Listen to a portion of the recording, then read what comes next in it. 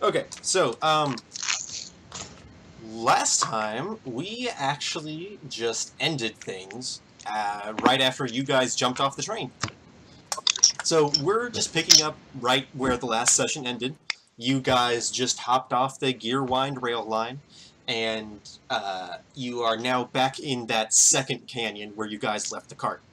And just to kind of explain where Crockpot has been this whole time, we're just going to say he drew the short straw and had to wait with the cart while you guys robbed a train. Which, I mean, in the grand scheme of things, probably wasn't really drawing the short straw because he didn't almost die. He just got to chill with the giant lizards while you guys almost died. Okay. Lizards? Yeah. So you guys now have a cart that is pulled by 2 giant lizards, Mitch.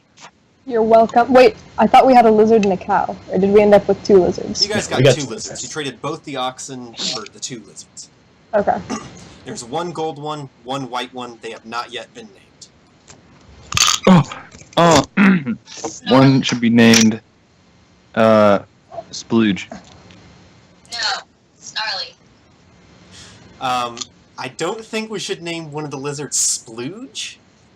But again, I am not part of the party, so I guess that's not really my decision. Oh, I don't exist yet either, so... God says no to Splooge.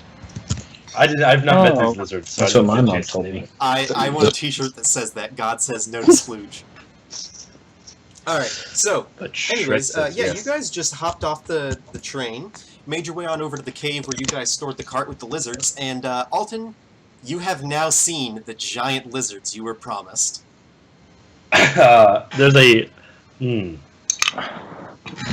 There's no audible excitement, but just a slack-jawed and wide eyes. Now, to be fair, there's technically 3 giant lizards in here. There's the 2 giant lizards pulling the cart, and the 1 other giant lizard sitting on the cart vaping. Oh. Whoa! Wait, what? Doing what? That's derogatory. I called you a lizard, Crockpot. Oh. Do I still have my vape? Yes, you have your vape. That's a vape. Badass. That's all I ever needed. Alright. So, yeah, so Alton is now blown away by these giant lizards. We're gonna fast forward a little bit. So you guys all kind of load up onto the cart. Neros and Kemlin are with you guys. And you guys can head back wherever you really want to right now. You guys had a mission in Lakeside that the Queen gave you. So you also have that delivery to make to Lakeside. So if you guys want to go there, you can do that. You guys could just head straight to Salazar Cave and drop off Neros and Kemlin if you wanted to do that. It's kind of up to you guys, but you have the most stuff going on in the Lakeside area. I would say head towards the lakeside area. Alright. I feel like I'm just kind of along for the ride since I wasn't the initial part of this train robbery. Sounds good. I'm with you. Alright. Well, we will start heading on over to Lakeside then. So, you guys are a couple of days' travel into the Boiling Wastes. So it will take you a little while to get out of there, and then it'll take you a little while longer still to get to Lakeside. But we're going to kind of fast forward through most of that. I don't think there's a whole lot of value just saying, okay, you guys are now in the desert for a second day. What do you do? So we're going to fast forward a little bit. It takes about a day and a half for you guys to get all the way out of the desert. But eventually you guys do make it out, and you make it back into the countryside area of the Kingdom of Maloa. And as you guys start traveling through here, eventually you do settle down for, you know, your second night on the road. Make up camp and stuff like that. And you guys, you know, settle into your little camp routine. However, the next day, as you wake up, something's a little different. Now, typically, you guys wake up, you guys bring out Salazar. Salazar cooks you guys breakfast, you hit the road and get going. However, something's a little bit different today. Today, you guys wake up to the smell of burning food. Like, okay, burning, sorry. Yeah, Aggressive? like someone's just cooking something, and it's just burning. Like oatmeal. If you burn oatmeal, that's pretty concerning. I muffle in my sleep. I said over easy.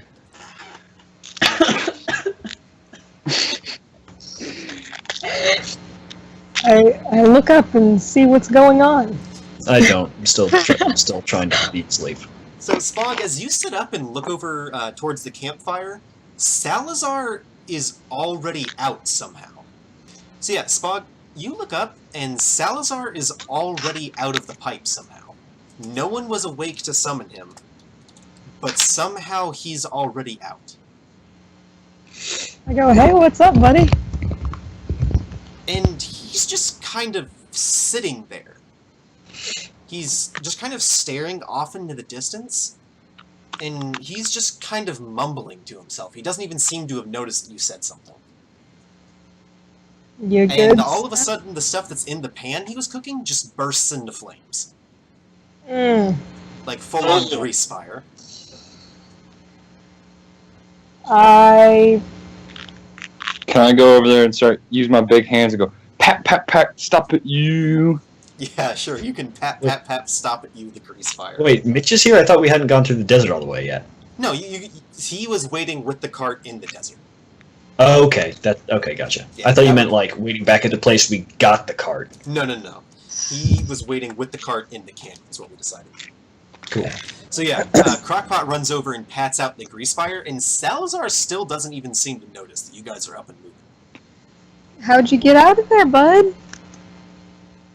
And suddenly he just kind of like snaps to, and he just like looks around and sees the burnt stuff in the pan, and he goes, "Oh, hi guys.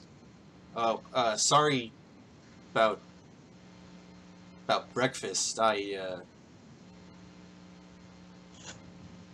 And then, like, he just kind of goes quiet for a little while, and then he kind of snaps to again, and he starts speaking a language none of you guys recognize. No, thank you. And he just, like, looks at you quizzically for a moment, and, like, kind of, like, shakes his head. And he goes, "Oh, I'm sorry about that. I didn't realize I switched languages. I think, And then he just goes quiet again, and is just, like, staring off into the distance. Can I slap him? Is that an option? I mean, he's a ghost. You tried to slap him and your hand goes to him. Yeah, I phased through him. Okay, so yeah, you phase through him, and he just kind of, like, you know, shakes and goes, "Whoa, oh, I'm sorry, I think I'm sick. I don't know if I can even be sick, but I think I might be sick. I'm having these weird images and sounds and things flash through my head. They're like memories, but they can't be memories because I have a perfect memory and I never forget anything. But I definitely don't remember these things happening to me, so they can't be Maurice. Can I make the pitch that we get a new ghost? Who hacked our ghost? Oh, I left my... We got a warranty, it's fine. And he just kind of like shakes his head again and goes, "Oh shit, breakfast, hold on guys." And he disappears back into the pipe and suddenly just reappears with a bunch more ingredients in hand. And he just like quickly, you know, cuts these up, starts cooking things, and just like is laser focused again all of a sudden. And he cooks you guys up like a pretty good breakfast. He cooks up fried egg sandwiches with ham steak, and he prepares like this potato vegetable medley. And he's just like going about his breakfast game, and you know, very quickly has this pretty awesome breakfast made for you guys.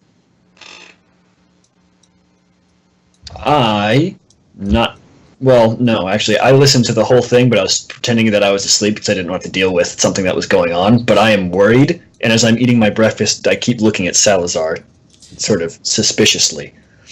Yeah, and like he seems normal now.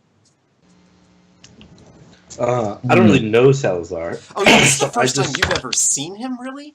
Yeah. You probably saw him the day before when he came out and like cooked for you guys. But yeah, he's just a giant lizard person ghost. Okay. Well, since I'm not super concerned about him, I just scarf down some of my breakfast. Yeah, this is like some of the best food you have ever had, Alton. With an absolute ferocity that has never before been seen by this group of people. I swallow the plate. And I spit out Why you the said I food. swallowed the planet? swallow the Indulgent. entire Last planet. planet eater. Swallow the planet. It turns out that Alton is actually the final boss, the World Eater. And Mike's sidekick, Yogi, the Star Eater. Alright, so yeah, so once you guys, kind of finish up breakfast, Salazar cleans up after you guys, and he just kind of goes back in the pipe. But he has gone in and come out several times without being summoned, which is not something he's been able to do before.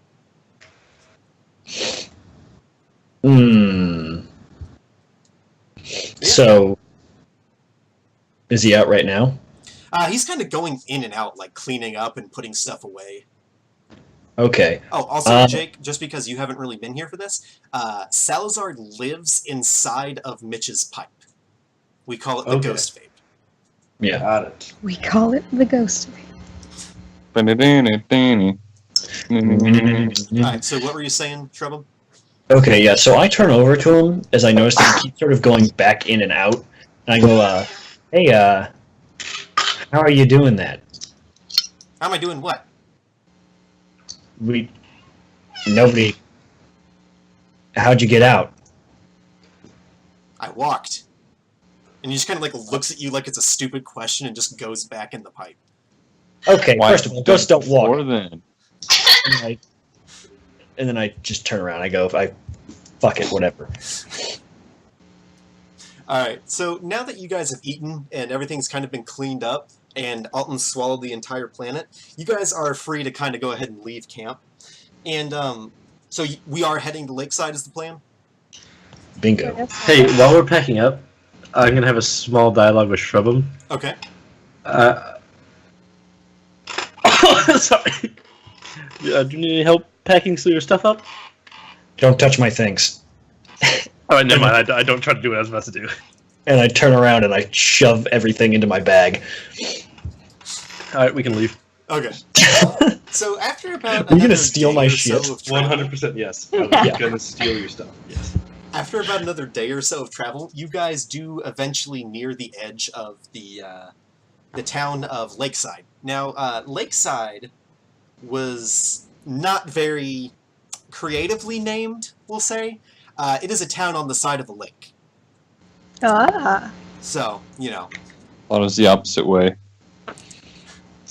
But, yeah, so Like you on guys, as you guys start kind of turning south towards Lakeside, and, I forget what this lake is actually called. Let me see. It's called Townside.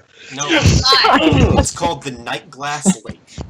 So you guys are kind of coming around the edge of the Night Glass Lake until eventually you reach Lakeside, but you guys actually hear Lakeside before you see it. Of course. And as you guys are getting closer to the town, what you hear is actually music. Like lighthearted, jovial party music. That is Kid never Rock. foreshadowing. I hear Kid Rock. That's all I'm Of saying. course they threw a party when we were gone. Well, to be fair, Shrubham, you have never been to this town. Or maybe you have been to this town, but like the group has not been to this town. Oh, I've been to every town. I don't think that's true. I've performed all over the land. I don't think you've been to every town. I've been to every single town, Tyler, ever. Okay. I definitely stand up and start dancing in where I was sitting. In to the this cart? music. Because yeah, sure. Okay. 'Cause you said it's upbeat. Yes. Then yeah, I'm boogieing down. I'm tapping my wand to the beat on the side of the cart, and every time I tap it, it makes a different little color. Neros Just and for- Kemlin just kind of like look at the cart changing colors, and they look at Alton just randomly dancing in the back of the car, and Kemlin just goes, "Hey, Neros, I don't know if coming with these guys was the best idea we've ever had." Hey, quick side note for Tyler. I go then. Is Tarkras still here? Just yes, not. So Tarkras and Clancy are still with you guys right now. Okay, just because of the little dynamic I have going on, I'm gonna actively try to get Tarkras to dance with me, but presumably fail. Yeah, I imagine she's probably actually walking alongside the car. Ah, Just damn like it. three Well, then I'm definitely pointing and looking at her. You're just outside the cart. I'm willing to bet you probably Just get looks a at you, little. looks over. You get a little smile out of her, but I don't know that she starts dancing with you. Fair. So Also, yeah, I as totally you guys, didn't realize I was changing the color of the cart, and as soon as he mentioned it, go, oh, sorry. So as you guys get a little bit closer to the town, you can actually see there's a bunch of lanterns floating above the city. Like just these little glowing floats just kind of floating above. And as I you can do guys that. get a little bit closer and you listen to the music, you see these lanterns floating around, you realize what time of year it is. Chinese New Year. It's Halloween. It is actually the first Ramadan. night of Passage Nights. Ramadan. What did you say it was? It's the first Passage night Night. of Passage Nights. Passage Nights. Yep. And as you Beautiful. guys get closer to the town, you actually start to see some amazing decorations. There are these glowing lanterns all over the place. There's streamers strewn across buildings, across bridges, and things like that. Everyone is dressed up in these costumes, and you see shops everywhere are selling these brightly colored costumes and magnificent masks. And you guys are just reminded of this great holiday, Passage Nights. Quick, on a scale of like 1 to Alton has by far never seen anything this fancy decorated, where is it? So this is definitely not like the fanciest decorations you've ever seen, but it is like one of the like most lively celebrations you've ever seen. Okay, fair. It's like a really low budget but really lively party. Okay, Alton's down with that. Oh, Crockpot raises his leg and goes, "I've got something to pass," and then he rips the fattest fart of his life. And I fall down from Let's the roll sheer a fat force. fart check. That is a 15. That's a pretty fat fart. Ooh! I take my hat and I just sort of in his direction. God. Okay. Can I accidentally light it on fire too? No. No. Not your fart on fire. Accidentally. At this point, Tarkras actually kind of like, just like looks like she's seen a ghost, and she just goes, "Listen, I am so sorry about this, but I've got to go. There's somewhere I have to be. I'm sorry. I'll catch back up with you guys. I'll meet you at Salazar Cave. I have to go." And, My move's too good? and without saying anything else, she just runs off out of town. Okay, I Bye. definitely stopped dancing. Well, I'm confused and I just sort of stand there. So, real That's quick, not good. I Now we gotta do want to rely give on you guys a Crockpot. bit of a description about the holiday of Passage Nights, just so you guys kind of know what's going on here. So, Passage Nights is obviously the Balor equivalent of Halloween. However, rather than it lasting just one day, it is actually a 3-day long celebration, primarily focused on each of those nights rather than the days. But it's during these 3 nights that it is actually said that the borders between the realms of the living and dead fade, and the spirits of the dead are free to return to Balor and walk amongst the living. During this time, the spirits may return to Balor, but they have to remain anonymous during that entire time. They can't tell anyone who they are or anything like that. They can interact with people, but they can't be like, "Hey, I'm dead." And they can't tell anyone their name or anything like that. They can speak to whoever they choose. They cannot say their name. They cannot say how they died, and they cannot say what the afterlife is like, or their time on Balor will end, and they'll be brought back to the afterlife by the Mother of Bones, who is the god of life and death. Now, in this time, they also cannot hurt anyone who is living, as this will also cause the magic to end. The Mother of Bones does this to allow the spirits of dead to heal themselves or like wrap up any unfinished business they might have in the realm of the living, so that their spirits can truly be at rest without causing a huge fuss for the living. It's basically a time for them to just come back and do good deeds to kind of let themselves rest. So, to kind of protect their anonymity, the dead arrive in the realm of the living with some kind of mask on. Now, let me see. They cannot remove this mask while they are present in the realm of the living, or the spell will end. Long ago, this mask-wearing tradition spread to the living as well, and in time, so did the anonymous doing of good deeds. Eventually, the 3 days and nights of Passage Nights became a massive festival across the world. It is celebrated in just about every part of Balor, and it is celebrated across all races and societal classes. It's a time of feasts, music, dancing, art, and love. But more than anything, it's a time for doing good for the sake of good. It's kind of just turned into an anonymous 3-day celebration where everyone just enjoys life. Now, the holiday is broken up into 3 nights. The first night, tonight, is called the Night of Welcoming. That's followed by the Night of Celebration, and then by the Night of Repose. On the first day, before the Night of Welcoming, everyone prepares for the events of that night. Houses are decorated, food is prepared, costumes are finished, any last-minute arrangements needed before the celebration are finished. On the Night of Welcoming, everyone embarks on the town, and everyone is greeted as a friend, regardless of who they are under the mask. They're welcomed into the town, anyone can get a free room at an inn, and everyone is welcome at everyone's table. The Night of Welcoming allows everyone to kind of grow closer to those around them without knowing who those around them are. And so it kind of like allows everyone to sort of put their prejudices to the side and just enjoy a few days. I love this. Such a great holiday. And at midnight on the Night of Welcoming, everyone dons their masks or their costume as the spirits of the dead actually enter the world of the living. They do not remove their costumes for the remainder of Passage Nights, and the Night of Celebration is the night when most of the actual festivities occur. Dancing, music, feasting, and much, much more take place. On the Night of Celebration, everyone is equal, regardless of how much gold they have in their coffers, how much land they own, or how many battles they've won. Everyone is equal to everyone. On this day, no one uses their names, and no one removes their costumes, save to eat or drink or use the bathroom. It's a night of anonymity, and while some may worry that people may use this anonymity to commit crimes, very little crime actually occurs during the Passage Nights. You can't really steal anything, everything's free. You can't really hurt anyone because everyone's just trying to dance and eat with you and stuff. So really there's not a whole lot of crime that happens during this time.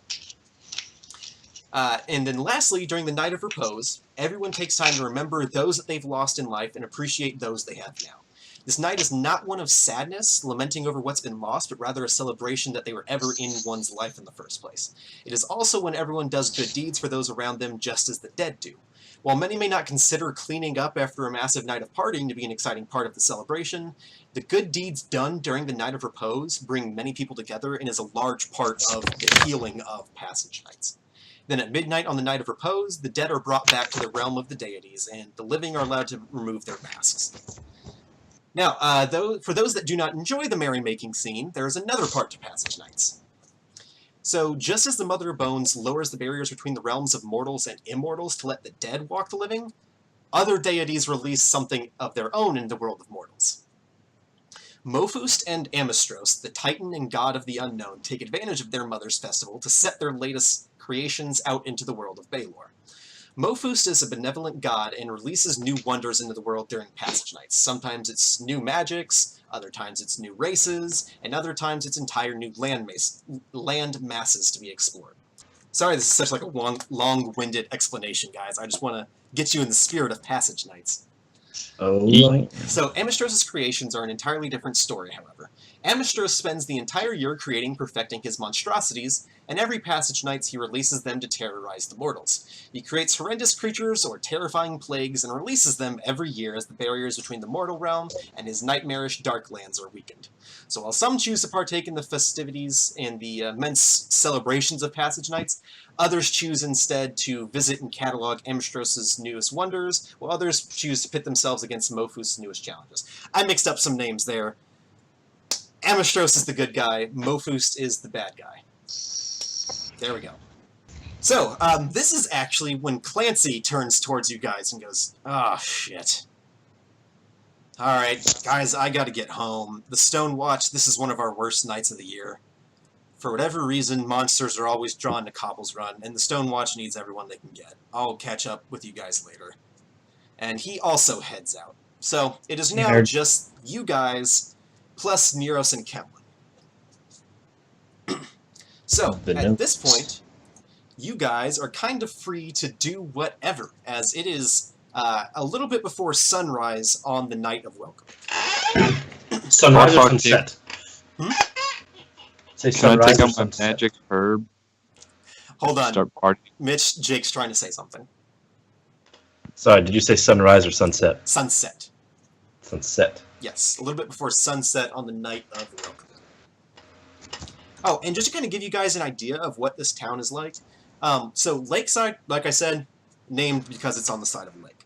Now, this town used to be just a really small fishing village. However, it kind of hit some hard times. The lake flooded, and it completely destroyed the old town.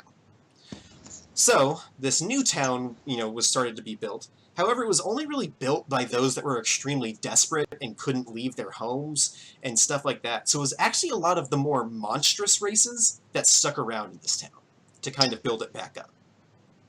So they built it back up, and now this whole town is on like these massive platforms to keep it out of, flooding range. So the old town is still just sitting underneath there, underneath the big town. Now, to kind of prevent them from getting flooded and absolutely fucking destroyed again, they built this temple to the god Ayla. She's the god of the sea, water, stuff like that.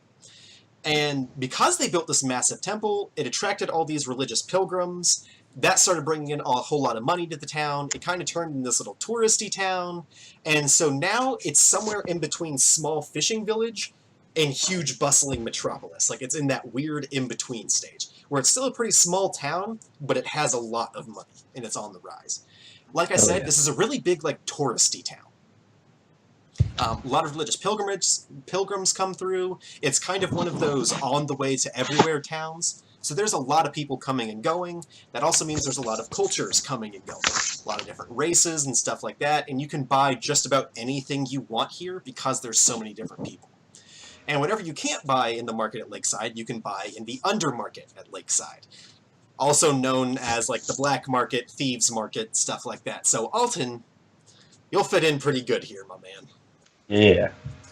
But yeah, I don't want to bog you guys down with a ton more backstory, exposition stuff. But Lakeside is a pretty hoppin' town. And I'm for sure gonna drink like a half beer and just get hammered. Okay. So, Alton is doing his Hobbit thing. And every time I get a chance to talk to someone, I just tell them about the train robbery and how cool I was and how I did a great job. Okay, Oh, man. I tell you what, why don't you go ahead and give me a... I'm going to say a persuasion check. Just to see, like, how much people actually believe you. Or even just like a charisma check. Oh, wait, which one?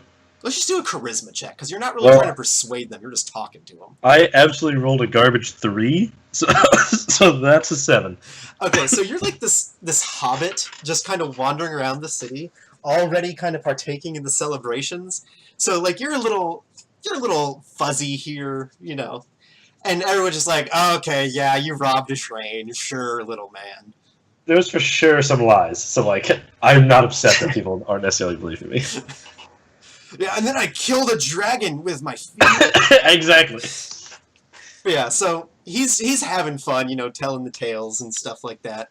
I think Neros and Kemlin are probably going to come with you, actually. Okay. And just like as you're telling everyone stories, they're just like adding in random bits to see what they can get you to roll with. They'll just be like, oh yeah, why don't you tell them about the time you grew wings? And stuff So like they're just that. like sober and just fucking with me. Yeah, they're just fucking with you this whole time. But yeah, so another thing you guys have to decide on, like as you're kind of deciding what you're doing in the town, is what costumes are you guys putting on? Because I want to hear about this. So we're going to start with Shrub'em. Oh, I'm absolutely wearing a frog costume. Okay. I've got sweet, like, frog gloves that have, like, sticky parts on the fingers, and it's just like, hold on. I'll try and find something. And I'm wearing a frog mask for my Bullywug boys. Okay, repping the Bullywug life. Alden, Yeah. what are you dressed up as? Originally Stephanie said she wanted to go as a chicken, so I really wanted to go as an egg, but she wasn't here, so I think I'm going to change mine to a fox. A fox? Okay. Yeah. Crockpot, what are you dressed up as, my man? Then. I'll be a firefighter. A firefighter? Okay. Yeah. Nice. You're dressed up as him? What? I'm dressed up as famous glassblower Romeo Lefebvre. Oh my god. Okay. Everybody knows who that is. And, well, we haven't met your character yet, Annalise. What are you dressed up as? Crap. Oh, I remember. My goddess. Okay. So, Remember? We talked about this. Mhm. Yeah. Okay. So while you guys haven't met her yet, Annalise's character will be dressed up as Graz, the god of the earth. Mud god. Now, Basically, I'm just gonna be covered head to toe in mud. nice, nice. I'm so sorry. I didn't mean to do that really long link. It's okay. But I'm dressed up as that. It's not. That's a pretty good frog costume. Yeah. Right. Andrew, the age is 9. Fuck out. That was. But I'm still wearing my hat. On top Okay, of still wearing your hat. Alright, and let's see, what should we have Neros and Kemlin dress up as? each other. No, Neros and Kemlin are actually dressed up as milk and cookies. Oh, sweet baby boys. Yeah. They're cuties. Alright, so, anyways, now that you guys are all dressed up for passage nights, Alton is off with Neros and Kemlin telling grand tales in one of the inns. Oh, this is actually something we gotta decide. Which inn have you gone to, Alton? You have the choice of the Jazzy Mustache, the Grumpy Dragon, Holdar's Hobble, or Ye Old Oak. Now, is this the choice of the first one I've gone to? Oh, you're hitting up all of them? Because my thing is I'm going to go, if people aren't buying my stories, I'm out and I'm trying to find a place that's going to be all about it. Okay, gotcha. Well, But one thing if you want me to will say- choose one to start at, I think I'll try the Grumpy Dragon, because I see the word dragon and it ignites tales in my head. Okay, so the Grumpy Dragon is actually a pretty good one, because this is like the small folk inn of Lakeside. Okay. It is actually run by 3 female halflings. So, right up your alley. Got some Hell ladies. Okay. Yeah, this isn't like, it's not like it's like a racist establishment or anything like that. It's just a small building, so a lot of small folk go there. Okay. Oh no, Jake, are you a furry? Oh, I am, unfortunately. Oh! Okay, Character Alton development. is That is not real. I am not a furry. Nope, it's already canon. It's locked in. Fuck. Okay. Can't reverse. So, Shrubum, what are you doing in this whole time? Well, I don't really know. I guess I've just been kind of going from place to place trying to find my best frog costume. And, I mean, I don't know if I've ever been here before. Have I heard of this holiday, or is this, like, specific Oh, yes. This is like a globally celebrated holiday. Okay, cool. So then I am...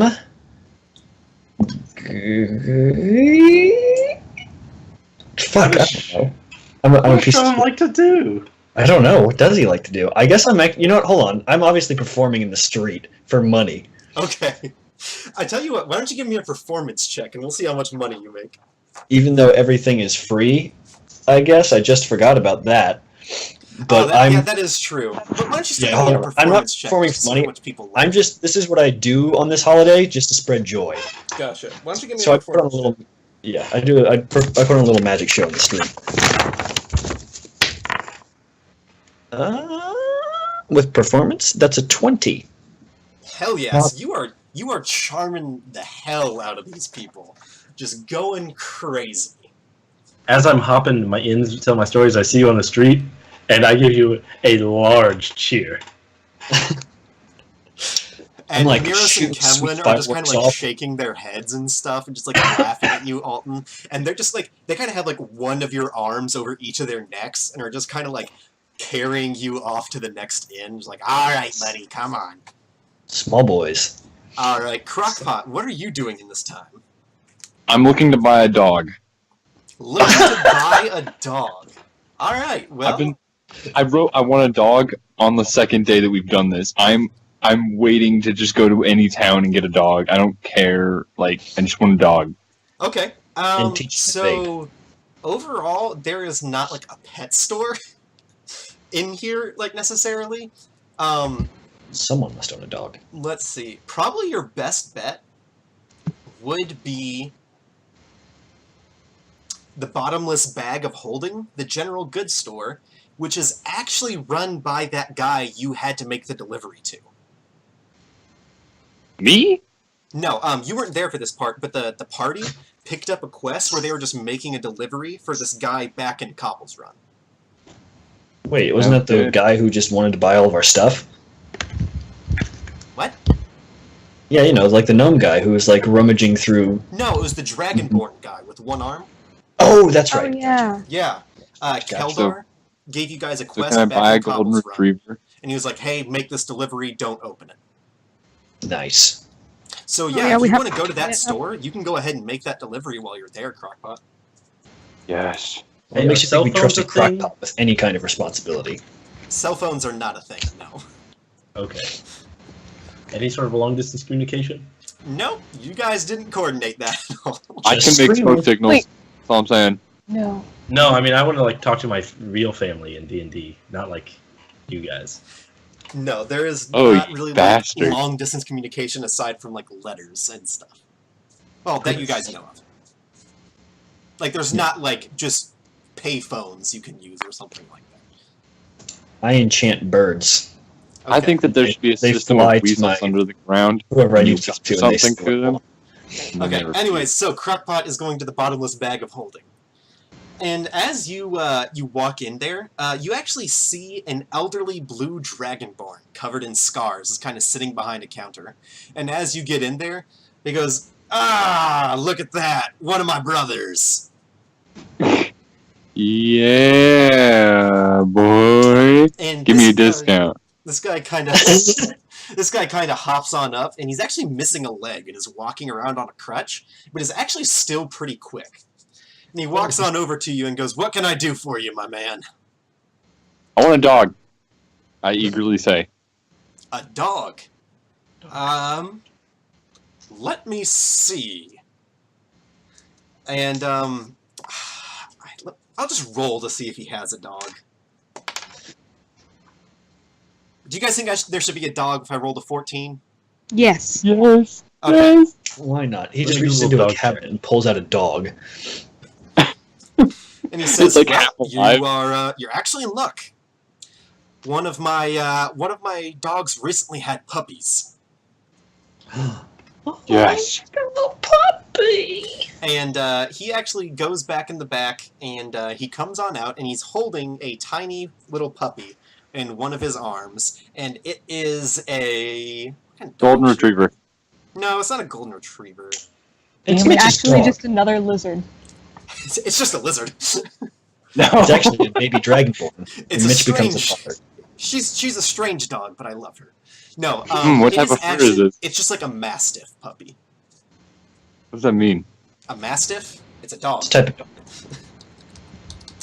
It's a good dog. It's a big dog. Yum. Do you Do you accept the puppy? hold on? I'm sending you- Imagine a Domino's extra large pizza, but a dog. Oh, that's just a Google search of mastiff. Hold on. That's not. what I Andrew, meant to this say. link is so long. I know, it's horrible. There we go. There's an actual picture. That's a mastiff. It's the dog Can from Mitch see pictures Harry on his Potter. phone? But you should send him a puppy, though. Oh, I love this dog. It's got Hold on. huge Let me nads. show you what the puppy looks like. Look at his balls. Oh my god! Oh. Shut up.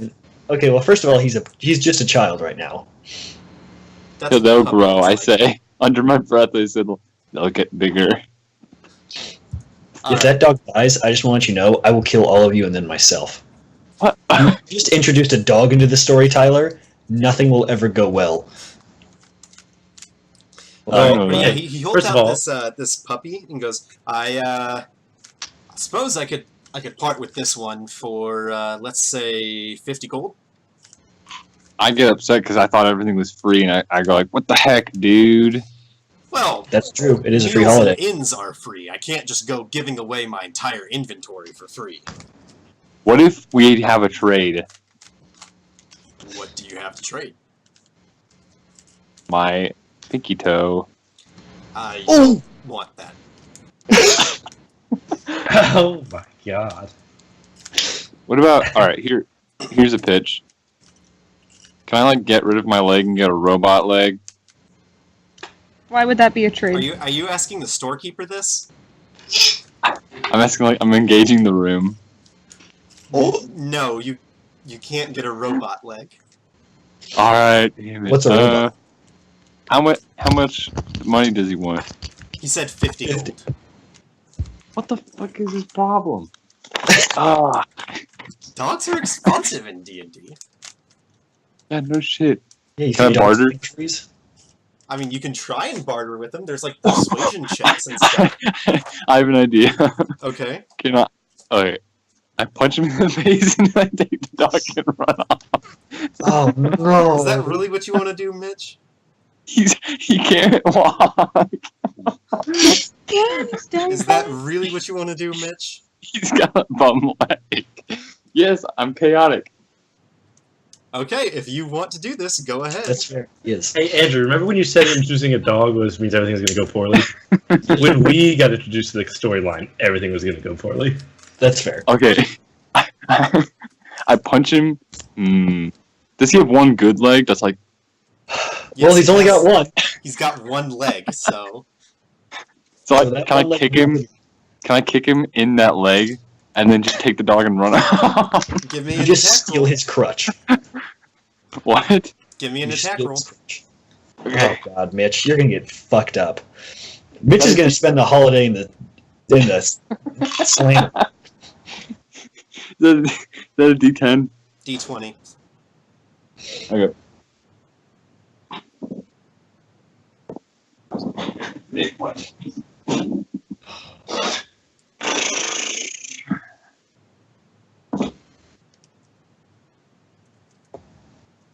Ah. Oh no. What'd you get? A 10. So as you go to kick his leg, he actually just hops in the air with like incredible ease, lays the puppy on the counter behind him, and then picks up his crutch like a baseball bat and just swings it full force at your head. And you actually take... Where's that die? 15 points of bludgeoning damage as he smashes you in the head with it. Owie. With a shot. And he goes, "What do you think you're doing? Get out of my store!" I just kind of like Out! feel like, okay, okay. Out! Well, good job, Mitch. You just tried to attack someone you had a quest with. Oh no. Forgot about that. Yep, you did. Alright, Spog, what are you doing in this time? Was anybody with him when he did that? I don't know. Did I you go thought- with him? I would like to say I would have gone after to see the dog, which is realistic. Uh-huh. So I probably would have been like in the doorway. I forget who all he met when we were like assigned. Kill him, with that. Scott. Kill him, Spog. Kill him. No, I'm not gonna kill him. Does he know who all of us are? This guy? He's never met any of you. Oh, You had okay. a quest to Then deliver I- something to this guy. I followed Mitch. As soon as I saw things start to go wrong, I pretended I didn't follow him. Okay. So No. you're just chilling in As his soon as store. Mitch gets kicked out, I walk up behind him and deliver the package. Okay. And he goes, "Oh, sorry about that ugliness. Oh, People. what's this?" A buddy from back in that town wanted us to give this to you. And he goes, What's it called "Ah, again?" Keldar." Yep. He goes, "Yeah, sure thing. Let me just give me a moment." And he actually pops open this. He walks over behind the counter, pops open this parcel, and a massive explosion goes off as fire just erupts in his face, just erupting Oh. out of this parcel. Dear God. And the smoke kind of clears, and he just sort of shakes his head and just like coughs, and a little bit of smoke comes out, and he just starts dying laughing. He goes, "Ah, So did he die? Keldar." Can I take the dog? Do what? Did he die? Can I take the dog? No, he didn't die. He's a dragonborn. Damn it. You know, dragonborns, your species, a species that has like a natural resistance to fire. Okay, but I heard dying and I got excited. No one died. But yeah, so he just kind of like, coughs a little bit, like coughs up some stuff. He's like, "Oh, Keldar, got me again." Well, hey, I appreciate you making this delivery for Keldar. Me and him we have a bit of a thing going. You gay? No, he's You not good? gay. He just has a prank war going with this guy. Oh. You hesitated.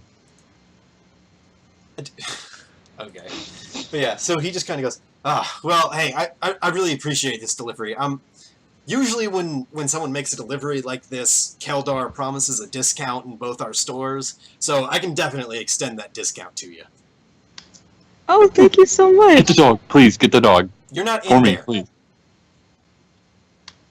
You can't talk to her. You're not in there. I'll keep that in mind. I'm here with a couple friends, gonna go see what's going down. But I'll keep that in mind. Sounds good. Thanks. Have a great passage night. You too. Yes. Also, Tyler, I kind of meant to mention, after I tell these stories that are wildly a lie, I definitely try to recruit everyone I tell the story to. So if anyone believes me, let me know and I'll start a little... You're trying to recruit them to what? Like your guys' little party? Yeah, I'm acting like we've been a group for a very long time. Okay. Oh my god. As the night kind of goes on, I don't think anyone believes you and wants to come with you or anything like that. But you definitely get some laughs out of people. Now, as the night kind of wears on, the celebrations sort of slow down a little bit as the night gets later. But eventually, as midnight approaches, everyone starts to gather in the center of town. I think it's for Shrubham, so I start going nuts. Just cheering as everyone is quietly in the center of town. I think it's for me too. And I run up to whatever point most people are gathering towards, and I continue. And someone just goes, hey, man, it's almost midnight. Come on. What? Oh. Sorry. I hop off the stage. Alright. So, as everyone is kind of gathered in the center of town, everyone's just kind of, just being friendly, just talking to each other and stuff like that. And eventually, midnight strikes. And as soon as it does, brilliant lights appear in the sky. Like northern lights type thing. And they just illuminate the sky to the point where you guys could see walking around in a dark area with no lantern. That's how bright these are. It's just like someone suddenly painted the sky with 1,000 brilliant colors. And everyone just kind of cheers as this happens, and as soon as midnight hits, they all just start putting on their masks and costumes and, like, completely covering their faces and stuff. Now, these costumes are meant to remain on for the next 2 days, so whatever your costume was, you are now wearing that for the next 2 days. Oh man, do I get a shower? Nope. Gross. Specifically just you. Everyone else can shower, but you can't because you asked. I mean, I guess I'll be wet and slippery like a frog then. Alright, shut up. Alright, so everyone cheers as those northern lights-esque lights appear, and the party continues on with renewed vigor for the rest of that night. Eventually, the celebrations do kind of die down, and everyone will retire for the night, and we'll say you guys eventually make it to the inn of your choosing. And I'm just going to go ahead and have you guys group back up, just because I feel like you guys would probably stick together, towards the end of the night, given that you're party and whatnot. So, you do have to make a decision, guys. Which inn are you staying at? The Jazzy Mustache, Jazzy Mustache, or Ye Old Oak? I go to the Jazzy Mustache. I don't give a shit what they do. Anything that has jazzy in it, I go right to. At this point, I go to probably the Jazzy Mustache then? Yeah. Alright. So you guys are now at the Jazzy Mustache. The sign out front is of a giant curly handlebar mustache, and it's run by Herbert and Caden Bachrats, who both have equally magnificent mustaches. And your guys' in for the night is free, so you get a free room and stuff like that. I'm not going to give you a bunch of boring exposition about the inn, but that's where you guys are at. And you guys, fall asleep pretty quickly because you're exhausted from the partying. And if you guys want to, do stuff with the shops later, we'll do that. I just want to get to actual, Dungeons and Dragons. Okay. But yeah, so, you guys retire for the night at the Jazzy Mustache, and the next morning, you guys are rather suddenly woken up by Neros and Kemlin. They're just shaking you guys awake, like, in a bit of a panic. You can't see that it's them off the bat because they're dressed as milk and cookies, but they do quickly shake you guys awake. And there's like, guys, come on, you gotta get outside.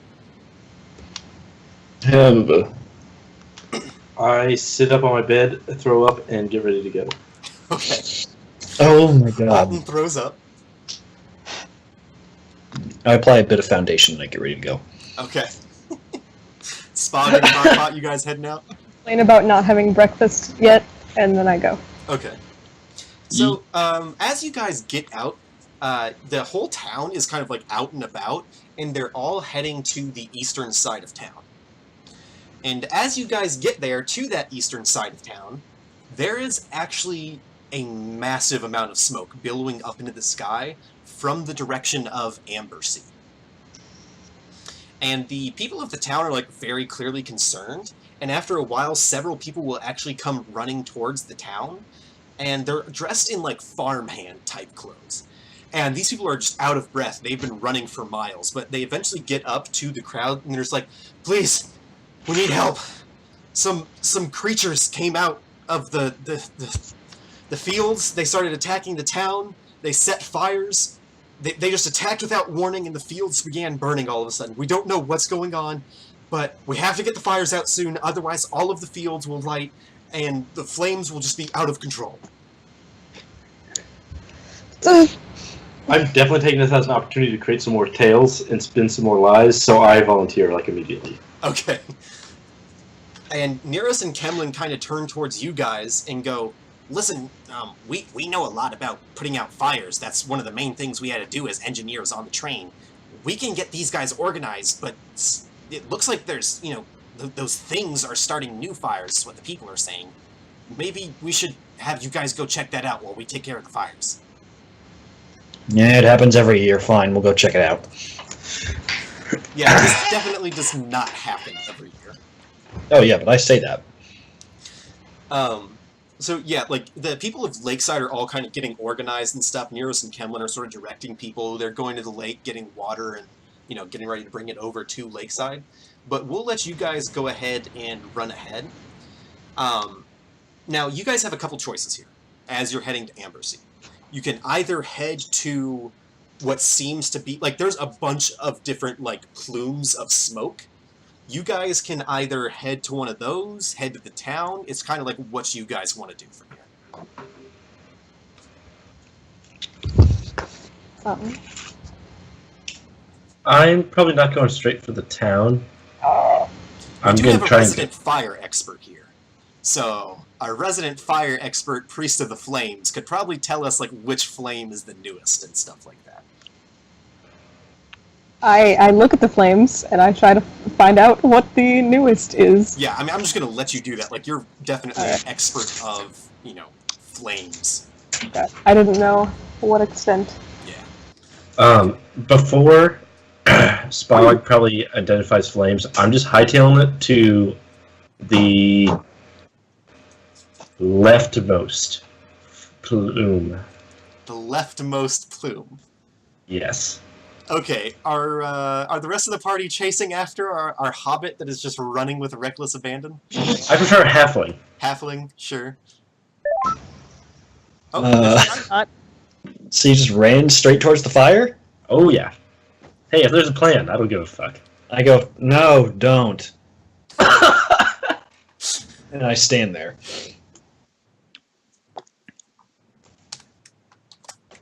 Well, let's go find whoever's in charge of this place. And I just sort of start walking off to find somebody who's from this town while Jake runs and jumps into the fire or whatever. Like a fool.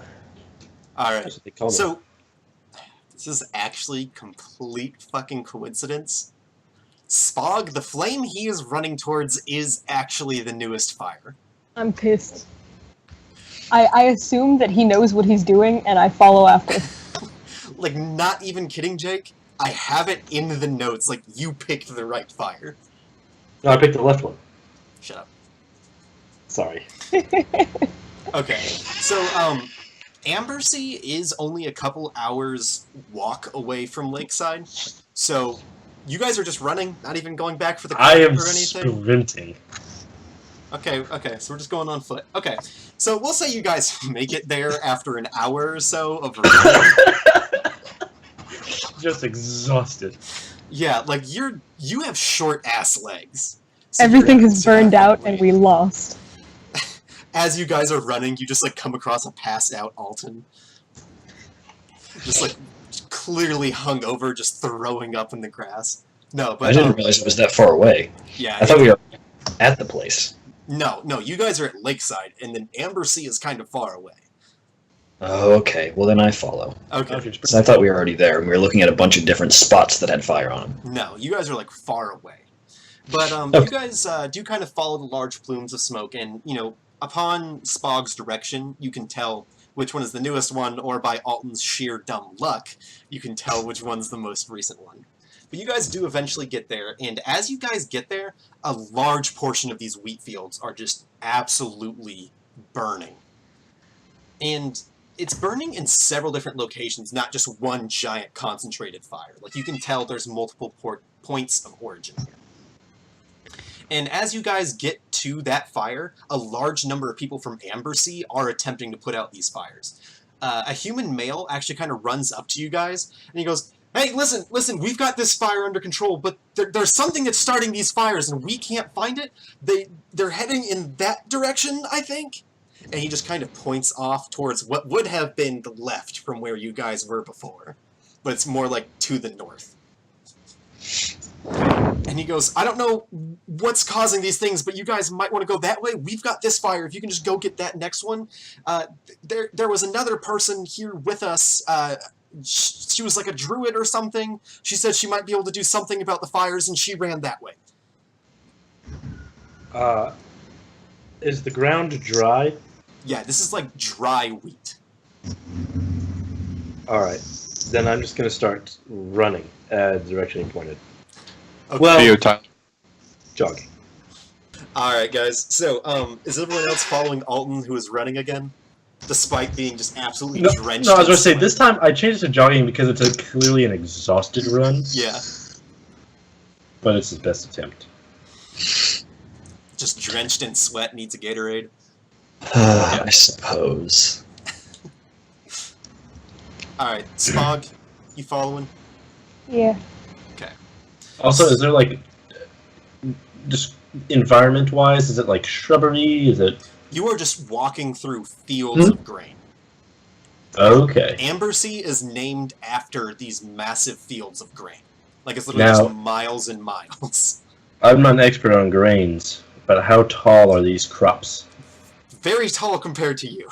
Okay, so am I totally hidden by them? Yes, 100%. Perfect. Excellent. Then yes, Wait. I'm... Yes.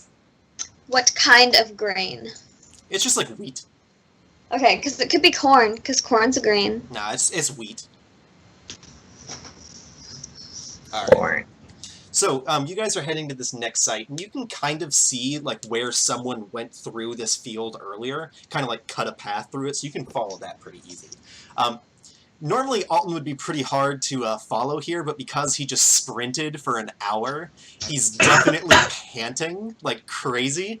So you just hear, like, these really tiny just ahead of you. But yeah, so you guys can go ahead and follow through.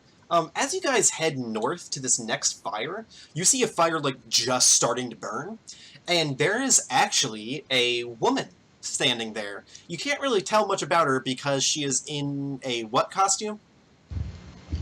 Oh, is this me? Yes. I am in a Earth Goddess costume. Oh, so yeah, someone just covered in mud is just standing in No, that was a lie. Okay. So someone that's dressed as like an earth god is standing there using magic to put out these flames. With mud. Sure. So, what do you guys do? I don't know if I have a mud magic spell. Once she comes into sight, I definitely stop Mhm. and crouch down.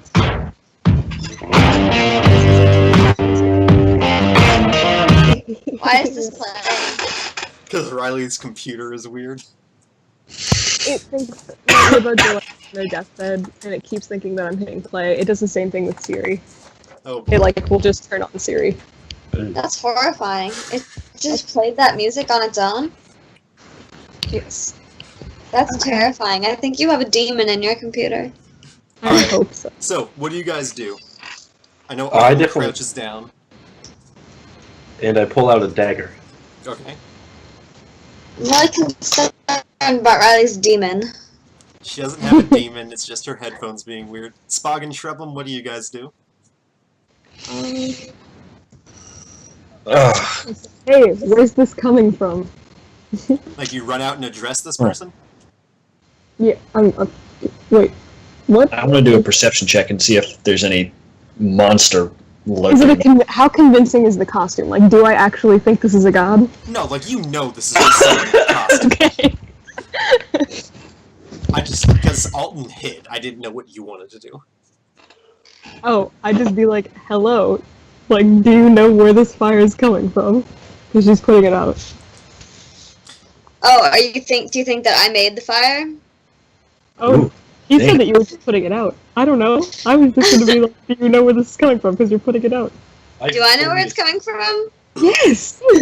Wait, I'm very No, she's asking me. low. No, Annalise, you just kind of, you saw another fire starting and ran ahead to put it out before it became a big thing. Okay.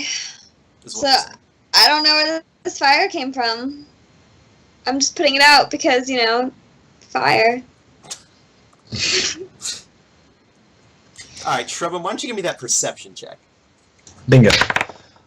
That is a 9. Alright, so as you look around, you notice you're in the middle of a field of wheat. Oh wow. God. Oh god, I'm in the middle of the field. Yes. Oh, am I lost? No. Oh thank God. How did you Oh. get there? Are we in a field of wheat? Yes. Oh, okay. Hey, once I see Spog talk to person I don't know, Mm-hmm. I'm going to walk out there and act like I know what's going on, Mm-hmm. and I'm going to roll an investigation check to see what's going on with the Okay. fire. And that's actually not 17. Okay, so you're investigating? Yes. Okay. Like fire patterns, or see if I can tell like what started it, that kind of stuff. Gotcha. Yeah, so as you look around, you see, because this person is, like, doing a bunch of magic, it's kind of hard to get, like, a good beat on the crime scene and stuff like that, but you can tell that suddenly a fire just erupted in the middle of this field. Yeah, I have no magic knowledge, so Yeah. there's It's not like someone, like, slowly built a fire or something like that. Like, suddenly there's just a massive place where a fire just erupted in the middle of this field type thing. Alright, so I'm going to speak up and say, someone poured gasoline all over the wheat and lit it on fire.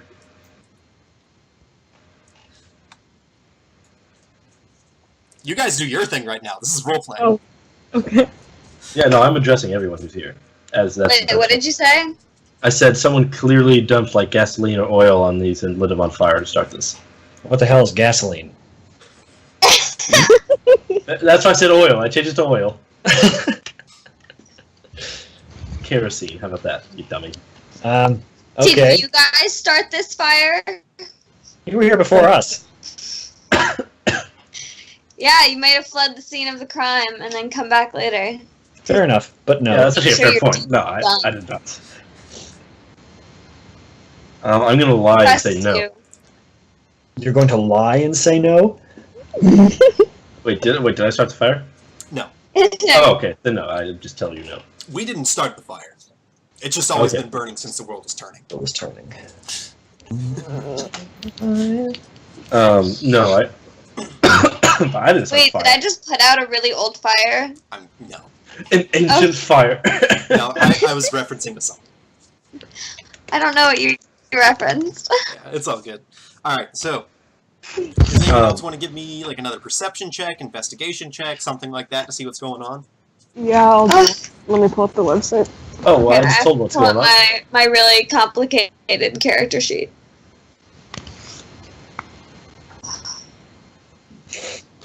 That's which one did you say? Perception or investigation? You can give me perception, you can give me investigation, you can give me survival. It just depends on what you're looking at, what you're trying to do. Oh, I forgot about survive. Like, for instance, if you're just surveying the scene, perception check. If you're looking for a trail, survival check. If you're looking for, a specific item or something like that, investigation. It just depends on what you want to do. I will do question. a perception. Yes, Annalise? This is during the holiday, right? Yes. Can I see if there's any sort of religious reason? Yeah, you can give me a religion check and see if you could, tell if this is like a Yeah, religious I have like observance. +6 for religion. That's pretty Yeah, good. why don't you give me a religion check real quick?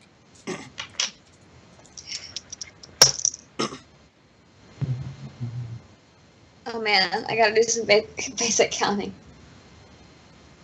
Whatever 18 plus 6 is. Oh, that's over 10. It's good. 24. The number is good.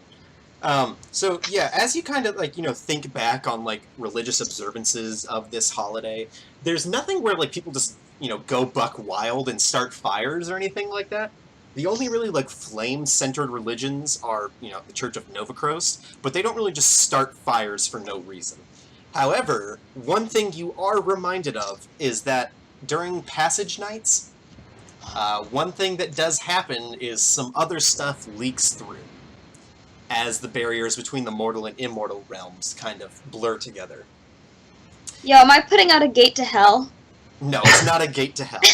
But you do remember that Mofus, the Titan of the Unknown, is known for releasing strange creatures on this day. So this is a site. Can I use just my intuition? And just my soul knowledge? Okay, well I feel just from my life and my, experience that this fire is where a creature came through from the other side. There, that's what I say. I'm done. Ah, beans. Yeah, earlier I was just kidding. I have no idea what I was looking at. So you're telling me there's a fucking monster running around here? Yes. Alright, bye guys. I start heading back. Legit? Oh, legit. I'm not dealing with any fucking monsters. It's Halloween. Or it's, passage. So, Too spooky for me. Shrebum, are you really walking out? Yes, but, feel free to stop. So, as you start walking away and start kind of cutting your way through the fields of wheat, you actually bump into something. And as you look up at it, you've actually just run into a scarecrow. I, adjust my contacts, I guess, and just walk around it.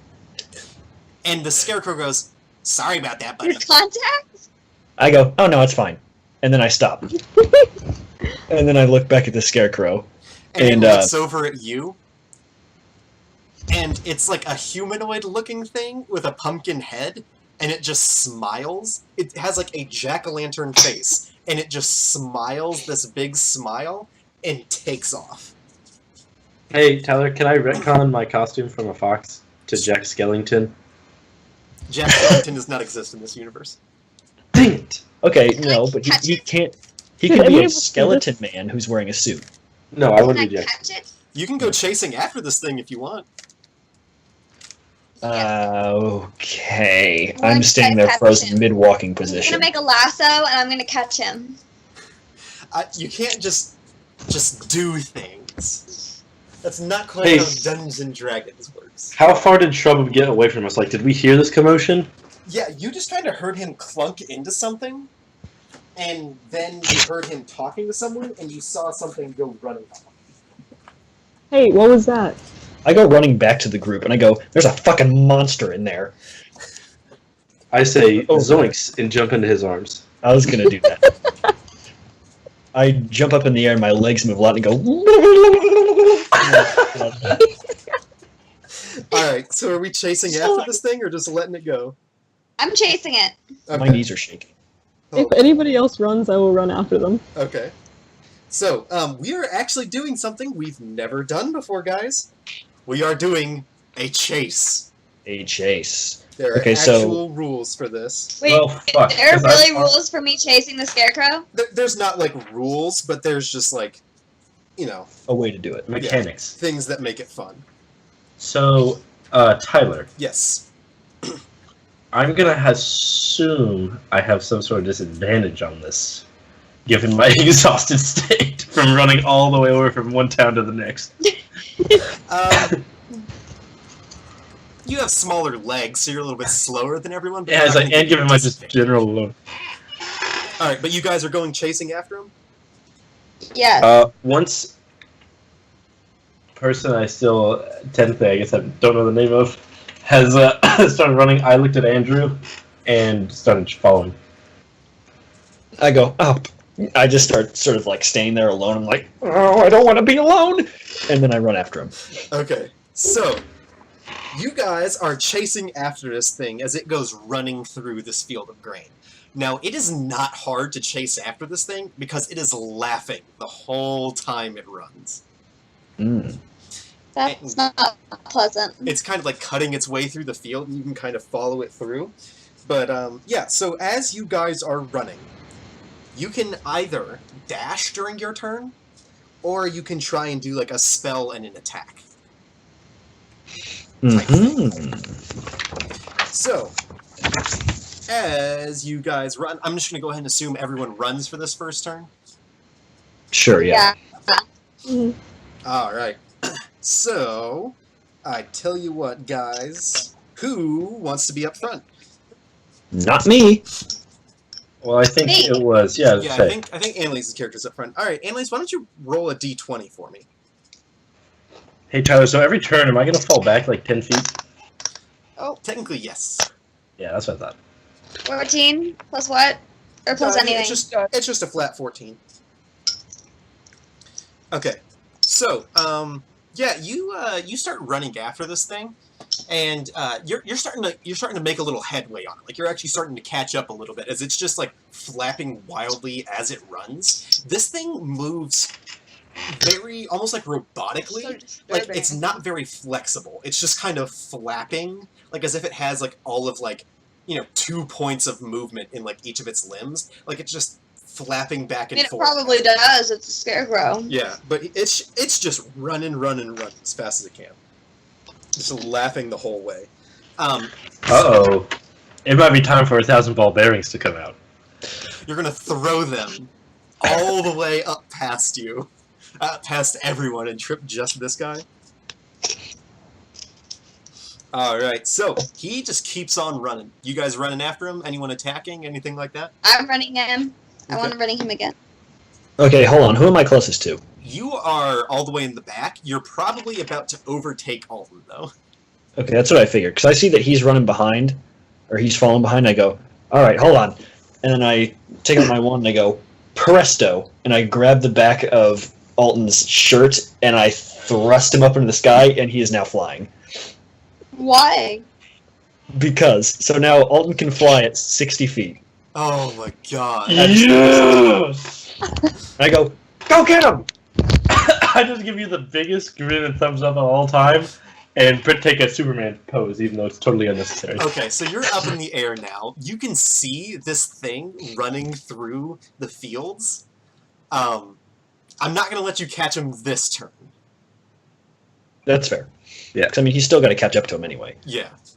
Spog, are you just running after him still? Yeah, I'm running after. All right.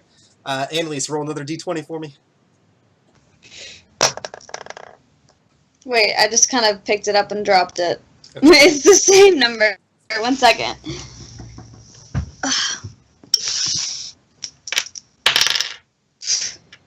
Great. 3. 3. Ooh, boy. So, as you are running, you suddenly, like the scarecrow guy just kind of veers to the side suddenly, and you just kind of keep running straight and run straight into a swarm of flies. Who cares? They're flies. Horseflies. So these Oh, things they'll start bite biting me. you all Boo-hoo, over. I'm not gonna die from it. No, you're not going to die, but they are just biting you all over now as you run through this. And you take There's no way I can take damage Yeah, you're getting swarmed for by these walking things. into flies. You take Big flies. 7 damage as these things are just swarming. There's no way I can take 7 You gotta go damage because beast. I walked into flies. You stepped on a wasp nest and a bunch of wasps are stinging you. You can't change the story like Yes, that. I can! I'm the DM! He's God. So you take 7 damage as you get do stung that. all over by wasps. Yeah, well, you get to write it down. Okay. What? You have to keep I don't track of know your health. why. I have to keep track of my own health. Yes! Yeah. Fine. Okay, so you take 7 damage. Spog, you do manage Wait. to... I have a question. What? How much health do I have in general? You start at 56. Oh, damn. Jesus. Lucky. Druids are pretty hard. Yeah. I'm not. So wait, do I have 4? Hi. You have to tell me what my HP is now. Do 56 minus 7. Yeah, no, not happening right now. 49. Thank you. That's how old I am. Okay. I reduced the damage So- by 8. Spog, as you're running, you see this person kind of run into a wasp nest, and you are able to avoid it, and you are now in the lead. I hate bugs. I run in a nice little loop around the swarm. Okay, but you are now in the Oh. lead. You are now closest. Can we still see the scarecrow running? Yeah. I keep hauling ass, and I attempt to just yell stop and see what happens. It just keeps laughing and running away. I have an idea. Can I say my idea? Sure. 1 second. Okay. So my idea, since I'm dressed as the Earth Goddess, or whatever, I'm going to pretend to be the Earth Goddess and be like, with my power, I command you to stop.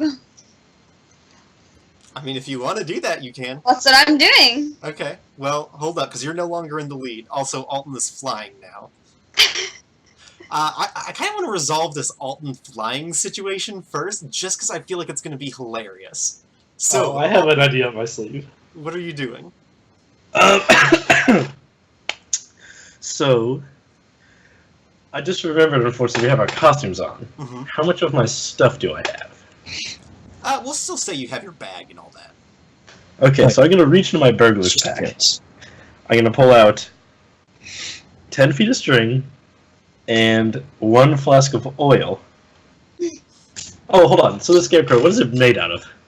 It's just like a scarecrow. There's a pumpkin on the head, Flesh. and then the rest of it's like wood and straw and stuff. Okay, that's exactly what I was hoping you'd say. So I'm going to dip that string in some oil. I don't feel like you fully appreciate the physics of flying. Oh, I don't know how I'm flying at all. Alton's never done this. I don't feel like But- you're going to be able to dip a single string into a flask of oil while flying. I'm not going to do this and hang it way above and dip it in. I can just wad it up and put it in. He can also stop moving if he wants. He can control himself flying. Okay, I'm not going to let you move and do this in one turn. Because trying to fly while doing all this, I do not think you would be able to do that. I Yeah. guarantee you, while flying, I can hold essentially a water bottle, clump up a string, and do this motion. Jake, just have you tried drop to it. drink from a water bottle while walking? I'm not drinking from it. That requires so much more precision. That would be water spilling out this way. I'm literally pulling it straight up and essentially dropping something in it.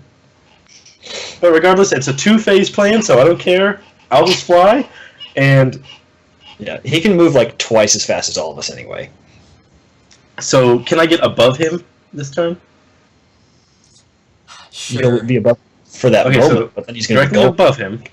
Then I'll use a cunning action to use an object as a free action, and I'm going to pour some of that oil onto this guy. Ooh. Okay, he has a little bit of oil. I feel like I should make you do some sort of attack Yeah, roll. he should, Oh, he should, for he should do an sure. ability check. Because I could definitely miss. Yeah, also, you didn't say how far above him you were. You could be 50 feet above him, and you try and dump a little bit of oil on him. That's not going to help. Why don't you just give me just a ranged attack, I guess?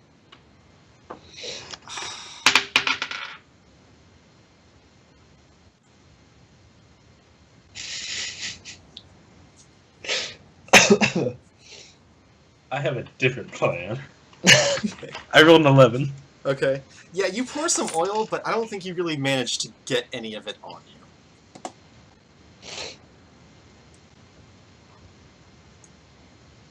Alright, that's all you're really going to be able to do on this turn. At this point. Because you already used your move and standard and cunning action.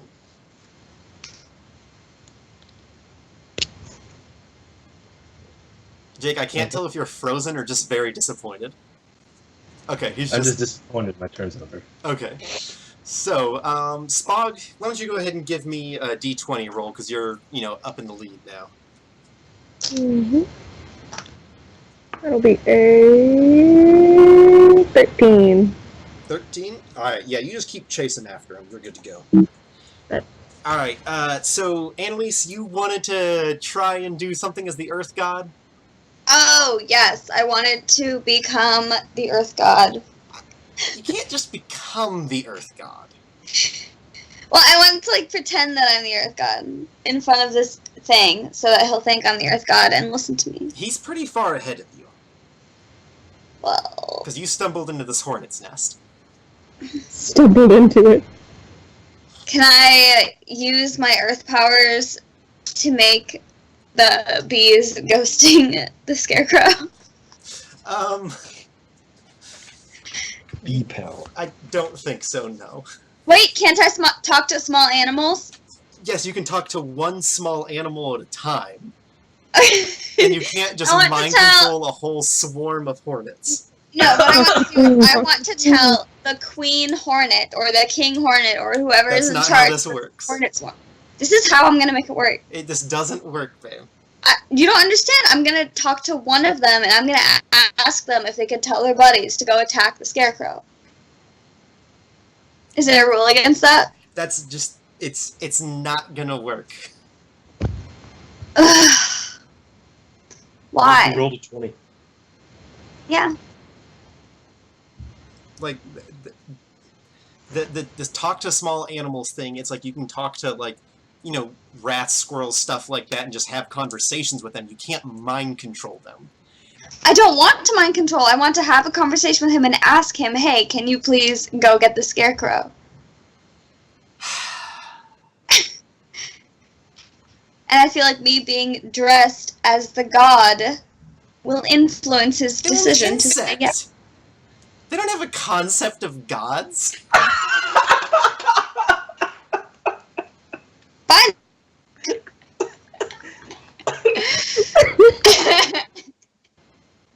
Oh, that was a really It's just good a wasp.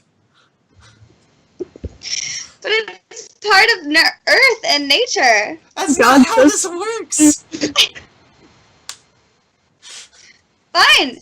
Fine. And it doesn't matter that I'm dressed as a god. My decision still stands on what I'm gonna say. Okay. So you talk to this hornet in strange hornet language. There's and the hornet, as you tell it, hey, would you mind not attacking me and just going and attacking this guy instead? The hornet just goes, no, you stepped on our nest! And they start stinging you again. Well, then I call them rude and I leave. Okay.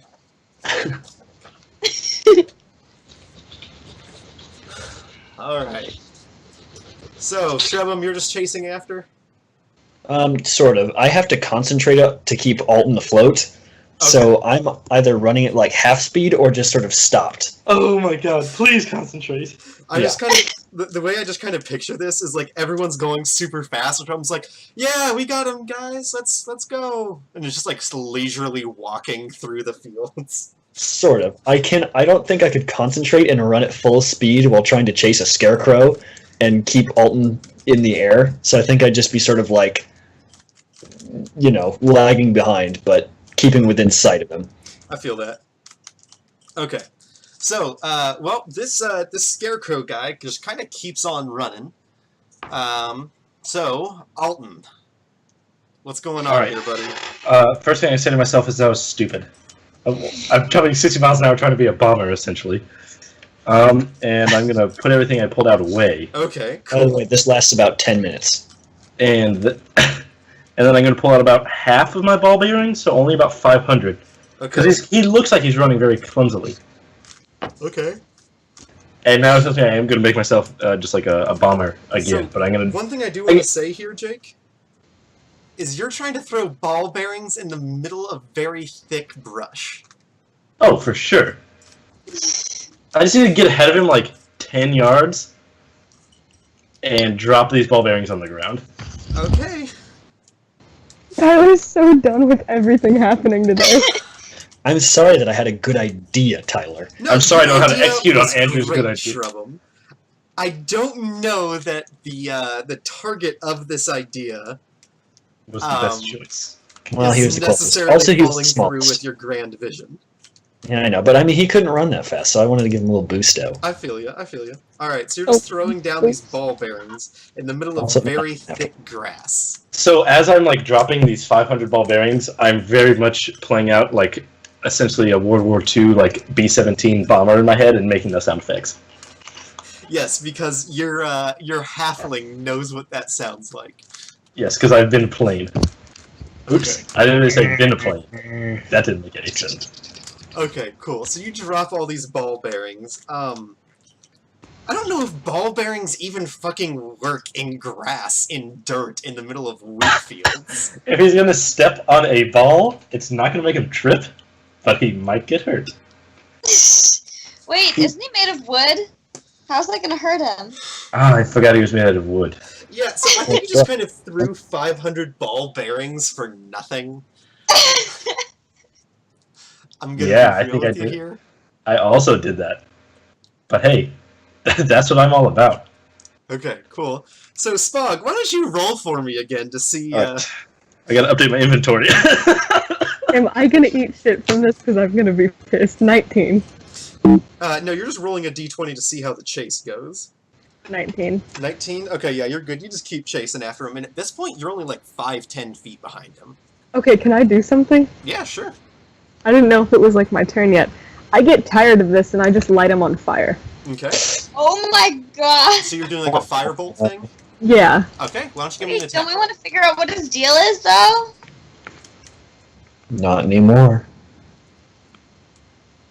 You know, what if he... By the way, No, he started fire. if this is successful, I'm 100% confident I did it. 18. 18? 18. Alright, why don't you roll some damage for me? For the... I forget, did I just say I did firebolt? Yes.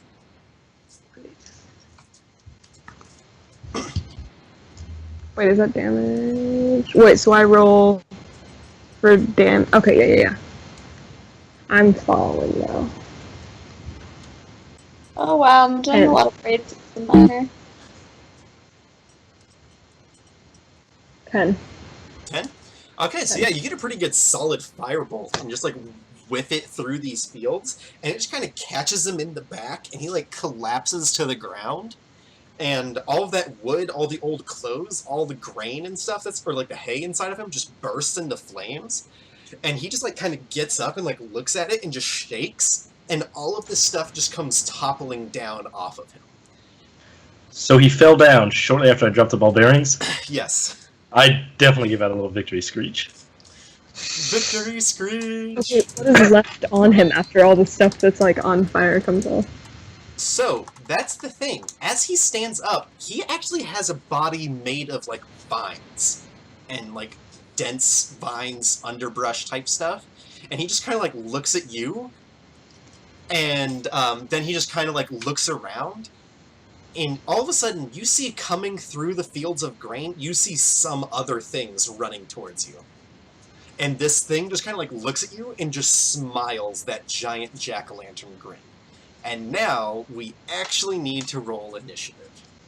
I am I so imagine that looked absolutely spectacular to me. Seeing this from a bird's eye view. This is reminding me so much. I used to have like a weird reoccurring thing about like aliens, but they were like humanoid sloths, and I had like an arachnoid sloths for a long time, and it was just like this. Oh, boy. I got a 10. Okay. I got 12. Okay, hold on. Spog got a 10. the unknown earth goddess person whose name you guys never asked. 12. Shrubum, what'd you get? Oh. You're a little bit further back, but... Yeah. I was thinking about what I'm going to do because I need to be able to concentrate to keep him flying, so I don't think I can attack if I'm doing this. Yeah, so the thing with concentration spells is you just Yep. can't cast another concentration spell while you're doing it. Yeah, that's fine. It's not like in Pathfinder where you have to do all the stupid concentration checks. Nice. What'd you say, Shrubum? 14. 14? Pretty good. What'd you get, Alton? I got an 11. Dang, you guys are all, like, really closely grouped together. So first up, it is going to be these, this pumpkin guy and his buddies, then Shrubum, then the unnamed earth goddess person, then Alton, and then Spog. So, as you look at this thing, Spog, suddenly it just looks down and dives into the ground. I thought you said dies. No, it dives into the ground and disappears underground. And you can just see, like, the Severely earth, like, coming up as something quickly burrows underground towards you. I guess I jump up and try to scare you away. Well, it's not your turn yet. Oh. You go last, actually. And then 3 other things are Oh, running towards you guys, but they are not, like, up to you yet. Also, awesome. this whole thing is going on in the middle of these dense fields, so it's really hard to see anything. There's going to be a lot of surprise attacking going on. Shrubum, you are up first. Oh no, I'm not. Okay. I need to know what Alton is doing.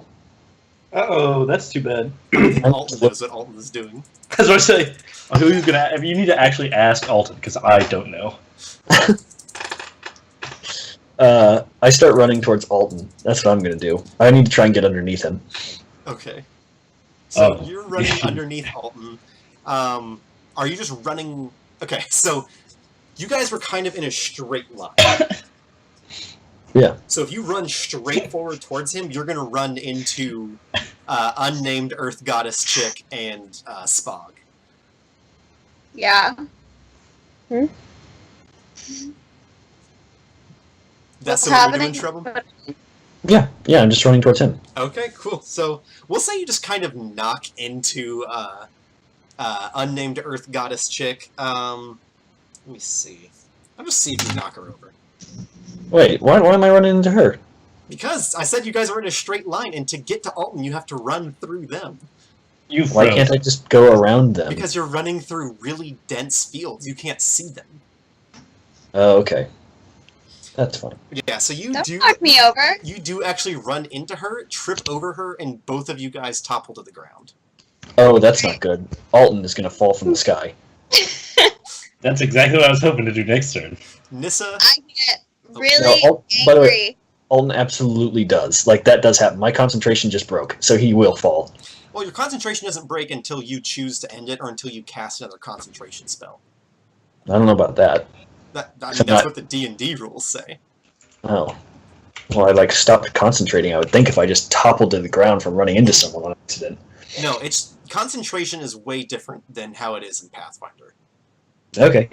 It's basically you just have to be constantly channeling magic into it, not like full force concentrating on it.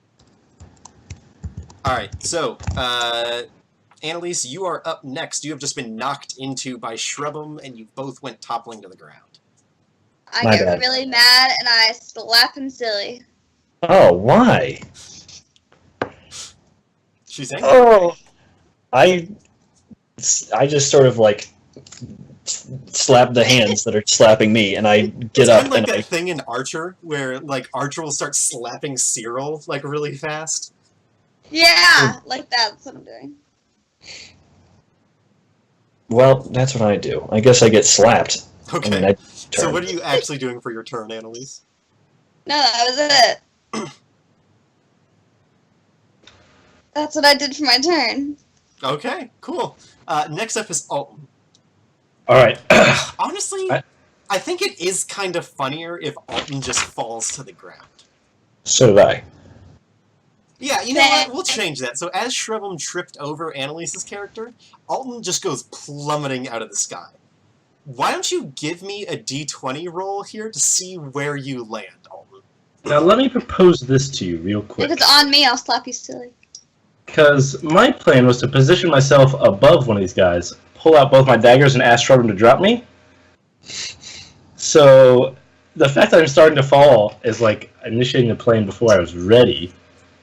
Would I, by chance, be allowed to pull out a weapon? Give me a dexterity saving throw to see if you have a chance to do it. Okay, well that's gonna be really fucking good. That's at least a 19. Okay, It might yeah, be sure. more. We'll say you get one of your daggers out. All right, then now I need to roll to see where I land. Yeah. Because technically I did drop before I prepared myself over the top of someone. Yeah. Well, I rolled an 18. Okay, yeah, we'll say you go flying straight towards one of these things. Yes. All Falling right. from the sky, about to slam a Now, jam. do you want to try and attack this thing with a dagger, or just plummet into it like cannonball? Like kind of both. If that makes sense. Like I'm not gonna attack. I'm just gonna like slam I'll be into right it while back. holding a dagger. Okay, cool. So Why don't you give me an attack roll here? I want to give you disadvantage because I think it would be hard to pull off the attack. But, like, no matter what, you're gonna hit him. Yeah. It's just whether or not the dagger connects successfully. Well, I rolled a 12. Do you want me to add my stuff to that? Yeah, sure. Because that's a 19 with my added stuff. Okay.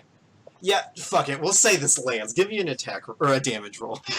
But there's also like a pretty good chance, I feel like, that I'm gonna land on the handle end of this. You're gonna take some damage from falling too. Okay, good. 6 damage. 6 damage? Okay, and then you guys also both take 4 damage from the impact. Okay.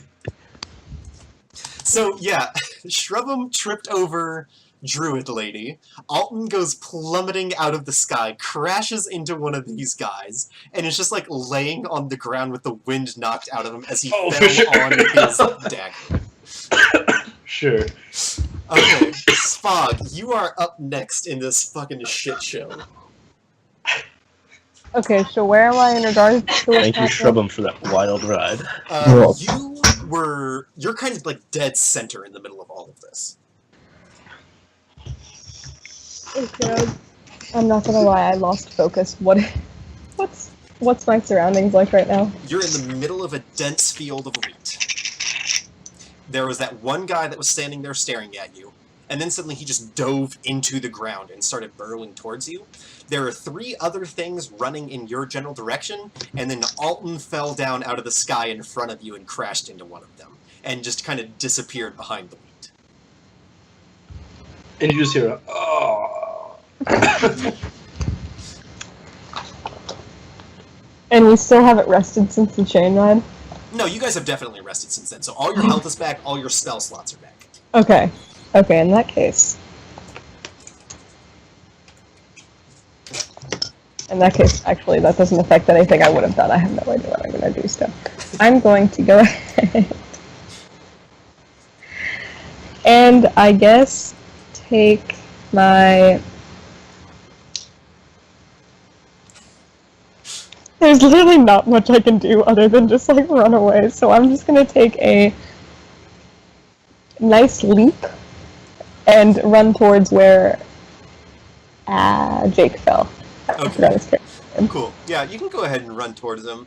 So are you, like, running around where the thing was burrowed, or just running over it? I was hoping that the leap was going to cover me just, like, jumping over it onto the other side of it. Tell you what, I'm going to let him do an attack of opportunity, but he's going to have disadvantage, because you are leaping. Okay. How's that sound? Okay. Okay, let's see here. Oh, it's a good thing, disadvantage! And what's your AC? 14. Okay, so as you leap over this thing, suddenly a hand shoots out from the ground and grazes the bottom of your foot as you leap over it. And you just run towards where Alton is. Okay.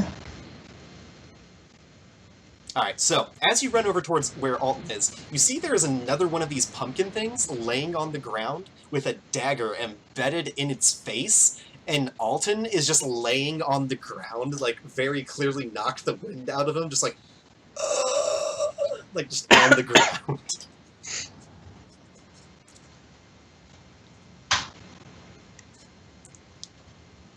What's the plan here, Spog? I'm sorry, my computer's freaking out. Can you repeat what you just said one more time? I'm sorry. I was trying to figure out. No problem. So you ran over towards where Alton was. You find another one of these pumpkin guys laying on the ground with a dagger embedded in its forehead, and then Alton is like laying on the ground next to it with the wind knocked out of him, just like groaning in the wheat. I pick Alan up and like pat him on the head and like look around to see if anything else is like coming this way yet. Okay, yeah, there are those two other ones that were running through the fields of wheat. You can't see them yet, but they are now, like, you know, turned and running towards you guys. So I can't see them, so I can't necessarily like shoot anything at them. I'm gonna go ahead and say that picking up Alton was your action. Alright, then that's it. Alright, these guys are up.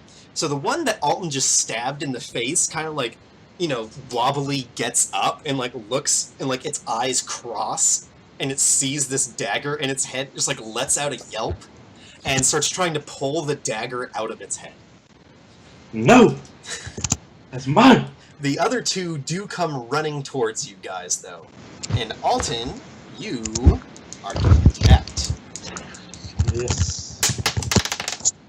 What's your AC? 15. Okay, you are good.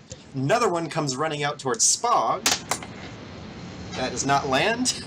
And the other one is again burrowing through the ground over towards you guys. Alright, so next up is Shrubum. Shrubum, you have just tripped over tiny gnome druid lady. Oh, I didn't know she was a gnome. She's short. That's all I Okay. can really tell from here. Got it. But yes, spoiler alert, she's a gnome. Cool. I say my bad, and then I keep going forward, trying to find Alton, making sure that he didn't fall and break his neck. Okay. Yeah, so you can't quite see him yet. You were pretty far behind, and like getting up does use some of your movement and stuff. But yeah, you're getting closer, and you can hear like some commotion off in the distance. All right, Annalise, what are you doing here? Oh boy. You just want to follow after Shrubum? What was my last action? Hmm? What was my last action? Archer smacking Shrubum. Oh my god. What do you think I should do? Because I really don't know what I should do. I can't tell you that, babe.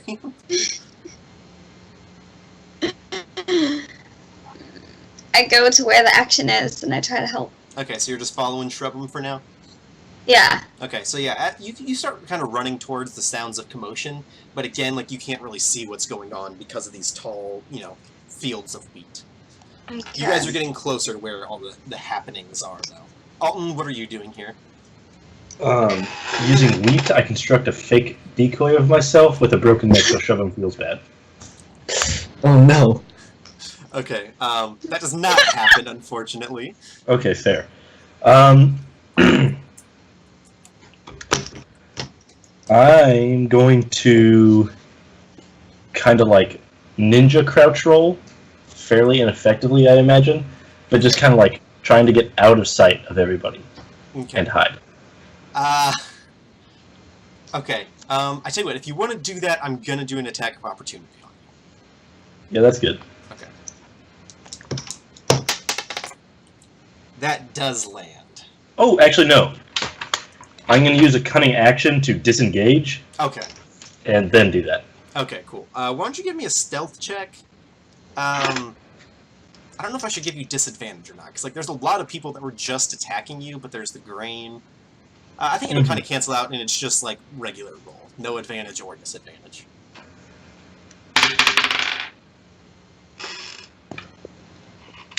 That's not a great roll, but let's check out these bonuses. You said stealth? Yeah. Oh, mumbo jumbo. I add plus 11 to Okay. every stealth roll. So I got a 17. You very easily hide from these jack-o'-lantern people. Alright, you are now hidden. Fuck, I don't have my dagger, it's in his hand. I'll pull out a,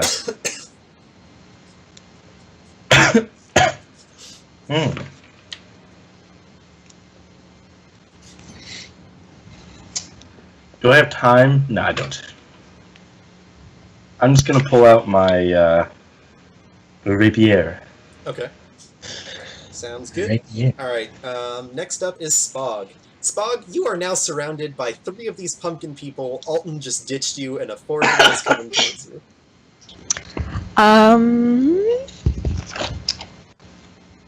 Okay, step 1, I scream. Step 2, I get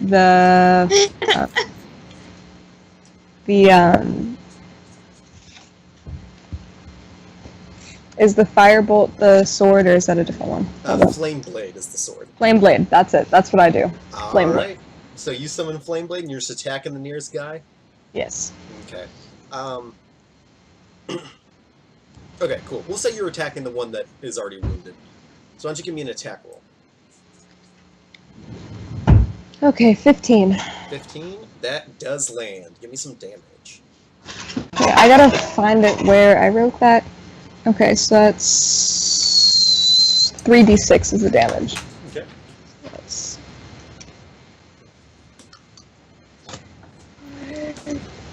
6. Okay, so that's 12. 12? Okay, cool. So you get this guy, pretty good slash with this flame blade. And as you kind of go up his body, he kind of like erupts into flames.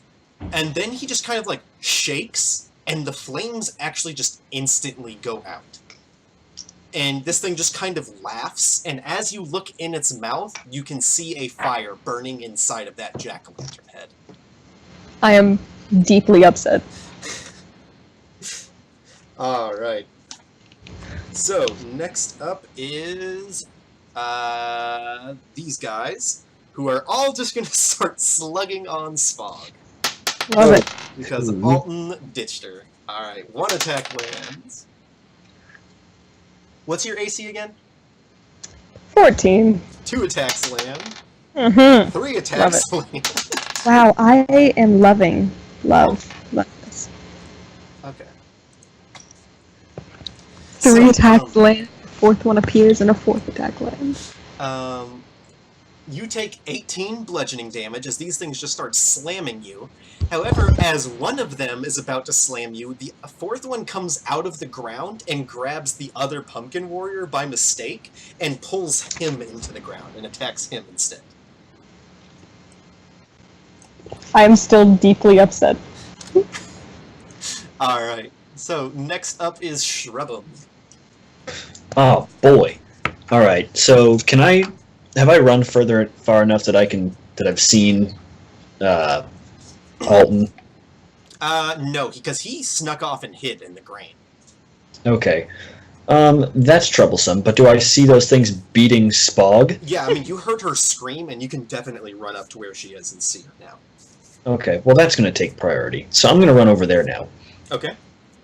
And can I run over there and do an attack? Yeah. Do I have... Okay, I didn't know how far away she was. But I'm going to cast a Dazzle Ray. Okay, now real quick. Dazzle Ray is technically Firebolt. Like, it technically does fire damage, right? Yeah, pretty much. Okay, cool. It just looks different. Okay, so why don't you give me an attack roll? Nice. God, it's so dark in my room. 21. Okay, give me some damage. Bingo. It's a D10, I believe. Yeah. Nice. God, the 5. The shade from my hat keeps making everything that I want to look at Hard to dark. see. Okay, so yeah, you fire this Dazzle Ray at him, and it kind of hits him, and he starts to flare up for a bit, and then he just shakes. And as you look at him, he just laughs again, and you can also see that fire burning inside of his jack-o'-lantern head. Oh. Alright. Annalise, you are up next. Okay. Am I there yet? Yeah, if you're chasing after Shrub'em, you got there too. Okay. Then I would like to attack one of the little dudes. Okay, with what? What do I have? I don't know. Look at your sheet. You have my sheet too. Yeah, but you're the player. Okay, give me a minute. Let me get back to it. Because I don't have it with me. Where would it be? What am I looking for? My weapon? You can do your weapons, your spells. You have a section. It's the second picture I sent you where you can see all your different attacks. Okay. Yes, I see it.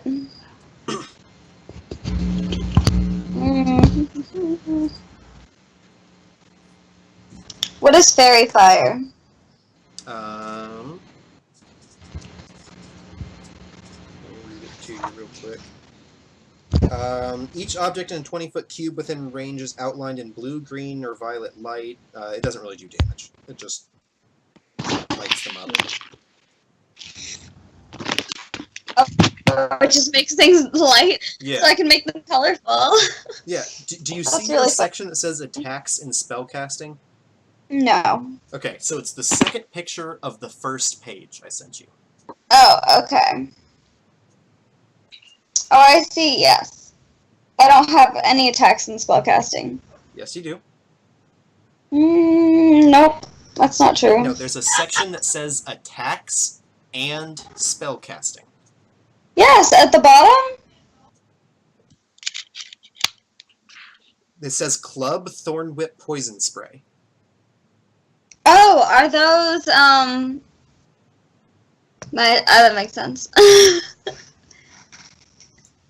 I thought it was like what had to be written underneath. I thought those were my weapons. Are those my weapons? Yes, those are the different things you can attack with. I thought I was talking about spells. No, your attacks and spellcasting section. Okay, that's confusing. I would like to do club.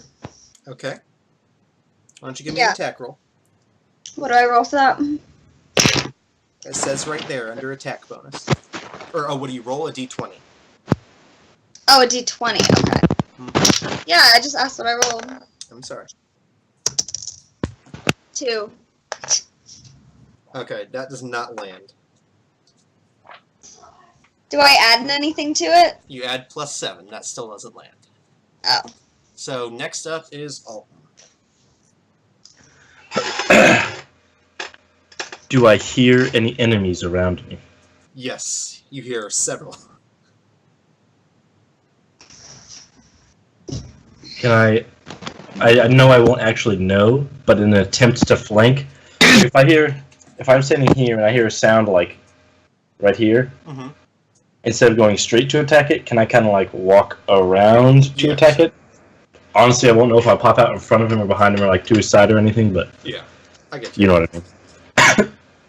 And I'll be very, very quiet and slow Okay, so you and want to sneak attack. sneaky. Okay, so a sneak attack. Yes, sir.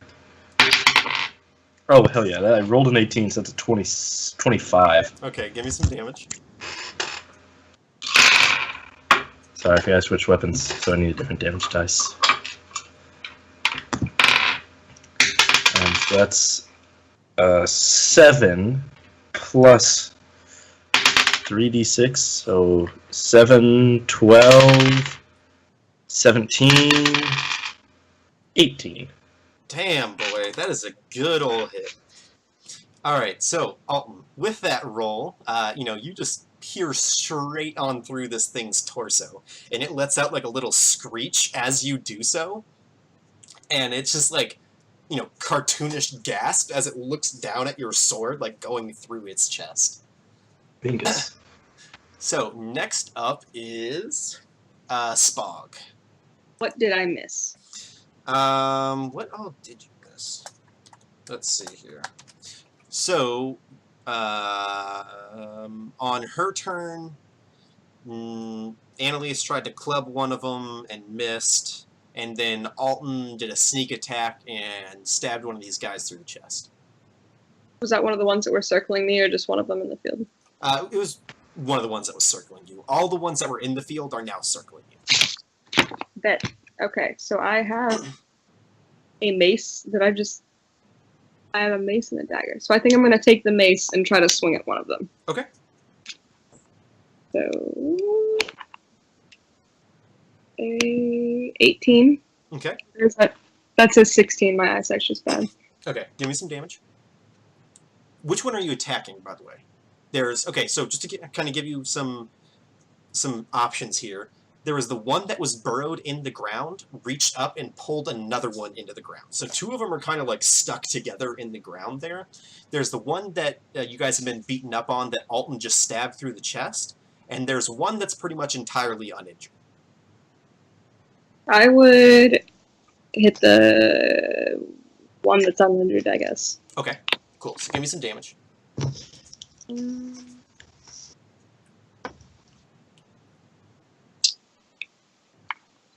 So 6. Okay. So yeah, you get a nice little club in here, and like you kind of smack this thing in the face with your mace, and the pumpkin part of it kind of like caves in a little bit, and it kind of like reels from that, and it comes back to you, and like it starts trying to talk, but it has like a messed up pumpkin jaw, so it's like rah, rah, rah, rah, rah, rah, rah. I kind of laugh. All right. So next up is these guys. They actually start talking in a language I don't think any of you guys speak, unless one of you speaks the language Sylvan. Nope. Annalise, you do actually speak this language. I think you might be the only one. It's like plants. Speak every language. I speak the language of the plants. Oh, Or at least of like intelligent plants. Okay, wait, where did these plants come from? It's the pumpkin people. Oh, That you've been okay, I fighting the whole see. time. So I can talk to them. You understand their language, yes. Okay, But yeah, so what these, is it saying? haven't gotten there yet. So these things are all, they're not really like saying anything significant. It's kind of just like as the one pulled the other one in the hole, it's like, oh, what are you doing, idiot? And stuff like that. It's like, oh, just lift your arm, and like they're just trying to like coordinate how to get out of the hole, but it's not really going so well. So these two guys are just spending their turn trying to get out of this hole. The other one is like, this guy stabbed me, and he's just like looking down at the sword still like through his chest. And then the fourth one that just got smashed in the face is just kind of like rah, rah, rah, rah, rah, rah, rah, as it, like its jaw is all messed up because it got caved in. All right. So let's see here. The one that just got stabbed in the chest is going to try and attack Alton, but misses wildly.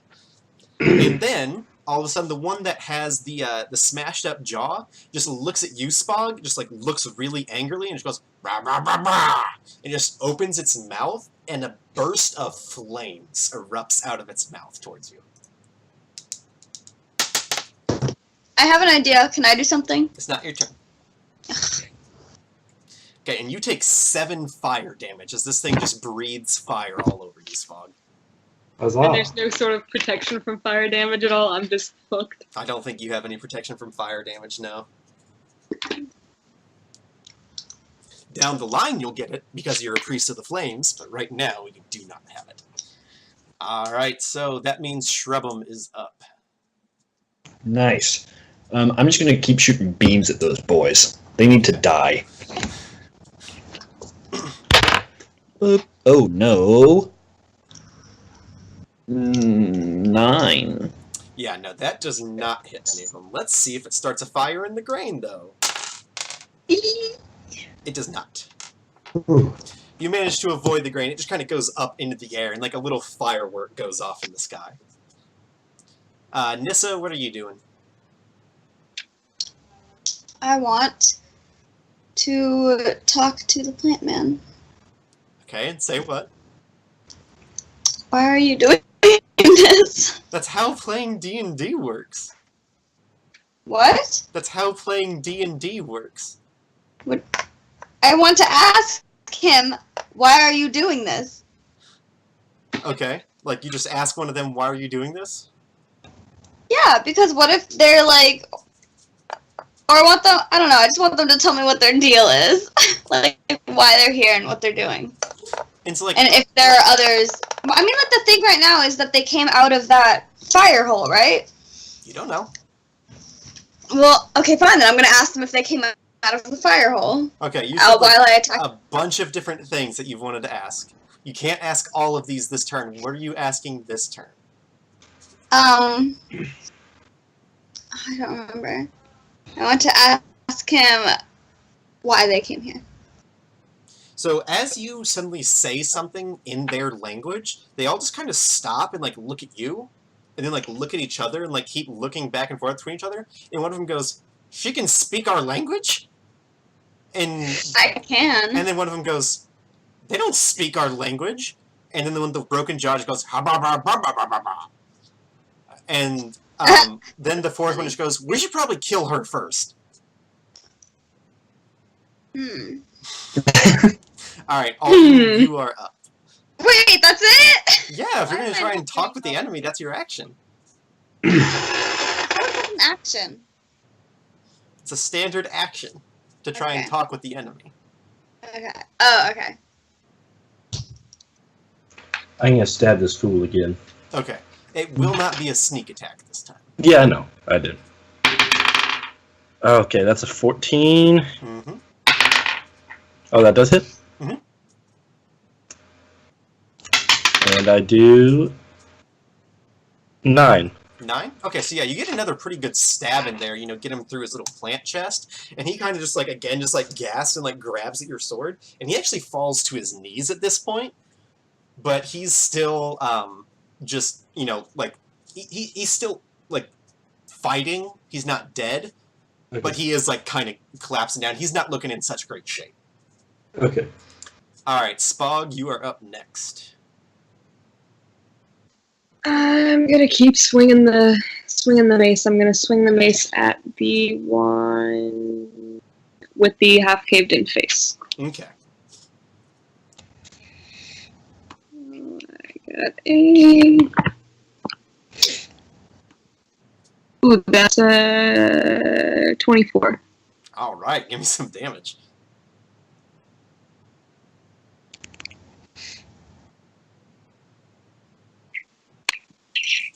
Seven.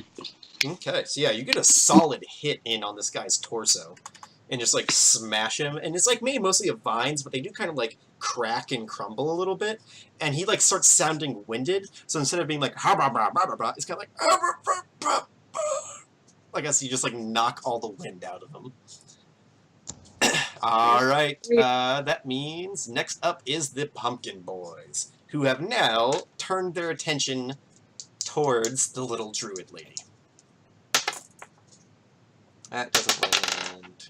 That doesn't land. That doesn't land. Wow, I'm really bad at rolling. So somehow they just cannot hit this tiny little druid lady. You somehow managed to dodge all 4 attacks, Annalise. Woo! Shrubum, you are up. Hell yeah. I mean, not very creative, but I guess I'll just keep shooting these things. Actually, hold on. No, I'm pretty confident I'll hit it. Okay, which one are you attacking? Okay, well, are those 2 still in the hole? No, they have climbed out, and they're all trying to attack Annalise now. Yeah, it doesn't really matter which one. Well, it does, Just- because they have very different healths. Actually, no, I'm going to attack the one that has some kind of fucked up jaw. Okay. I'll do it that one. And I definitely got it. I got like a 27. No, that actually doesn't land. Oh, They shit. have a weird armor class where if you roll too high, it doesn't count. I knew it. Alright, give me some damage. Wait, how is that a thing? It's not a thing. That was sarcasm. Oh, That was a D8. you're so confused. Isn't it a D10? 6. Yeah, I know. Oh, I said I picked up a D8. Oh, okay. I No. thought you said you were rolling it. Okay. So yeah, you again shoot this dazzle ray at him. He sparks on fire a little bit and just shakes, and the fire quickly goes out. Oh, no. Alrighty, next up is Nissa. Ooh, that's me. I think I'm gonna try to hit them Okay. because clearly talking didn't work to them. Okay. I'm pulling up my thingy so I can figure out what I want to hit him with.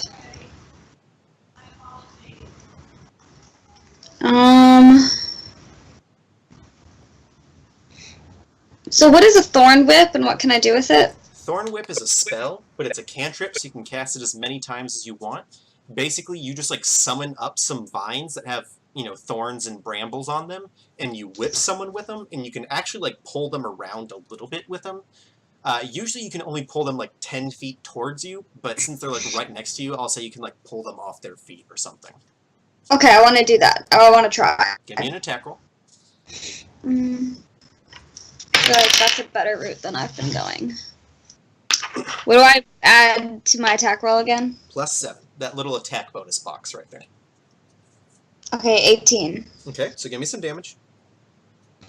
What do I roll? 2d6. That little damage box there.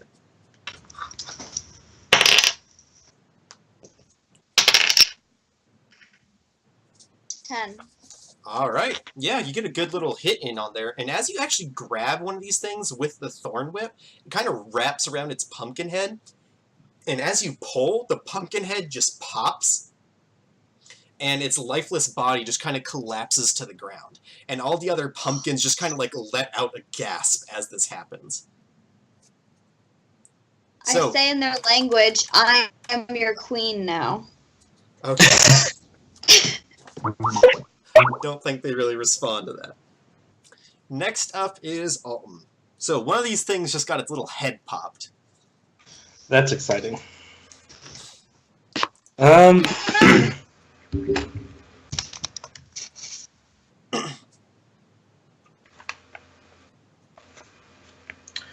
has my dagger? The one that you've been stabbing through the chest. Oh, okay, then yeah, we're angrily I'll be right finishing back. him Or off. no, I think it was the guy that Annalise actually Yeah, did. no, I was going to say, it's not it's the one with the dented or messed up jaw, right? No, that was a different one. It's the one that Annalise just killed. Okay. Then I'm going to go over there and pull it out of his head. Okay. After I disengage for a free action. Okay, cool.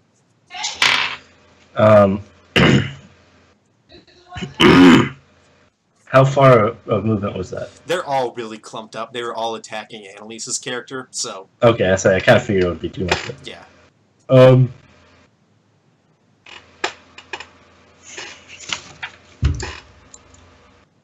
Yeah, we'll probably just stab someone with the dagger now. Actually, the guy I pulled it out of. Oh no, he's dead. You can stab him if you want, but I don't think it's gonna do a whole lot. It'll get some anger out of my body. Basically, whoever's in front of me, I know it's that guy, but like next in line. Okay, so there's the one So- with the messed up face. There's the one that has been relatively unscathed, and then there's the one you've been stabbing. Oh, I forgot to close the door. Let's go with. Let's see if I left the guy I was stabbing, went to the dead guy. Honestly, just whoever's closest. Okay, we'll just say messed up jaw guy. What's up, jaw guy? Oh, poopus.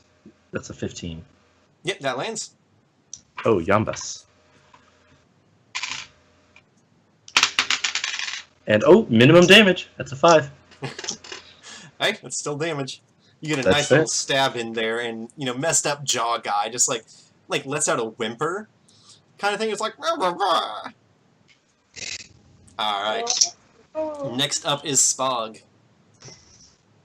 Can I take out Jaw Guy with them, or attempt to just take him out with the mace? Yeah, you can hit him again. Yeah. 19. All right, give me some damage. 3. Hey, it's still damage. You get another little hit in there and kind of like, get him in the side again. He's just like really hurting now. Like he's just getting hit from all sides. And these guys actually just kind of like look at each other, and they actually just start, all of them, not attacking any of you guys, just lighting all the fires they can in the field. And then take off running through these fires. So, Alton, I need an attack of opportunity from you. Okay, well nope. Okay. Spog, I need an attack of opportunity from you. I forget, what do I do for that? You're just doing an attack with your mace, but it's just for free. Bet. So do I just do damage, or? No, you just roll an attack. It's just you're doing it on someone else's turn because they're trying to run away. Oh, so 12 plus 5. 17. Okay, give me some damage.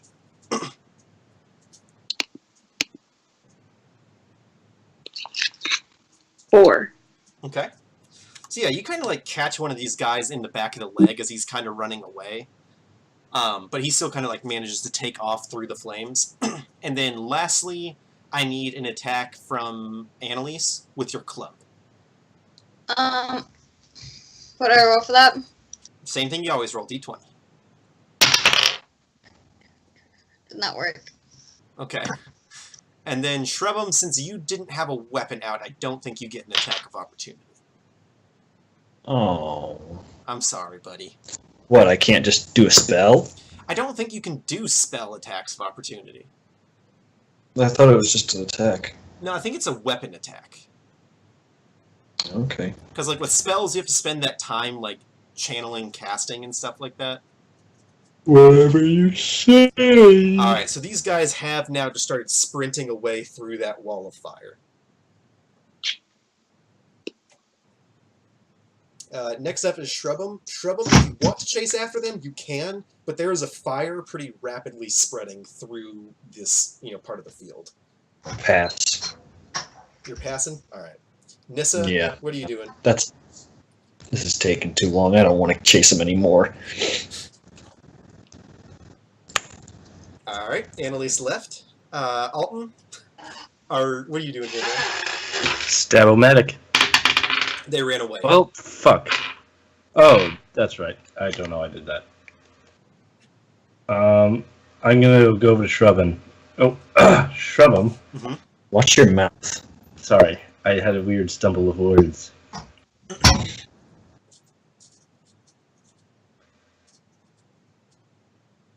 And... Fuck. I had the exact thing I wanted to say to you earlier about letting me fly, but I can't remember what it was because it was fairly funny. And now all I can think of is, thanks for letting me fly. But that's not a joke in any way. thanks for not being dead. Because I honestly thought you might have been after I dropped you. Yeah, you dropped me a little earlier than I wanted you to, but... Annalise, what did you do on your turn? Because they started running away. Oh, I guess I joined them. Join the pumpkin people? No! He's on their side now. No. They like started a bunch of fires and then ran away through the fires. Oh. I see.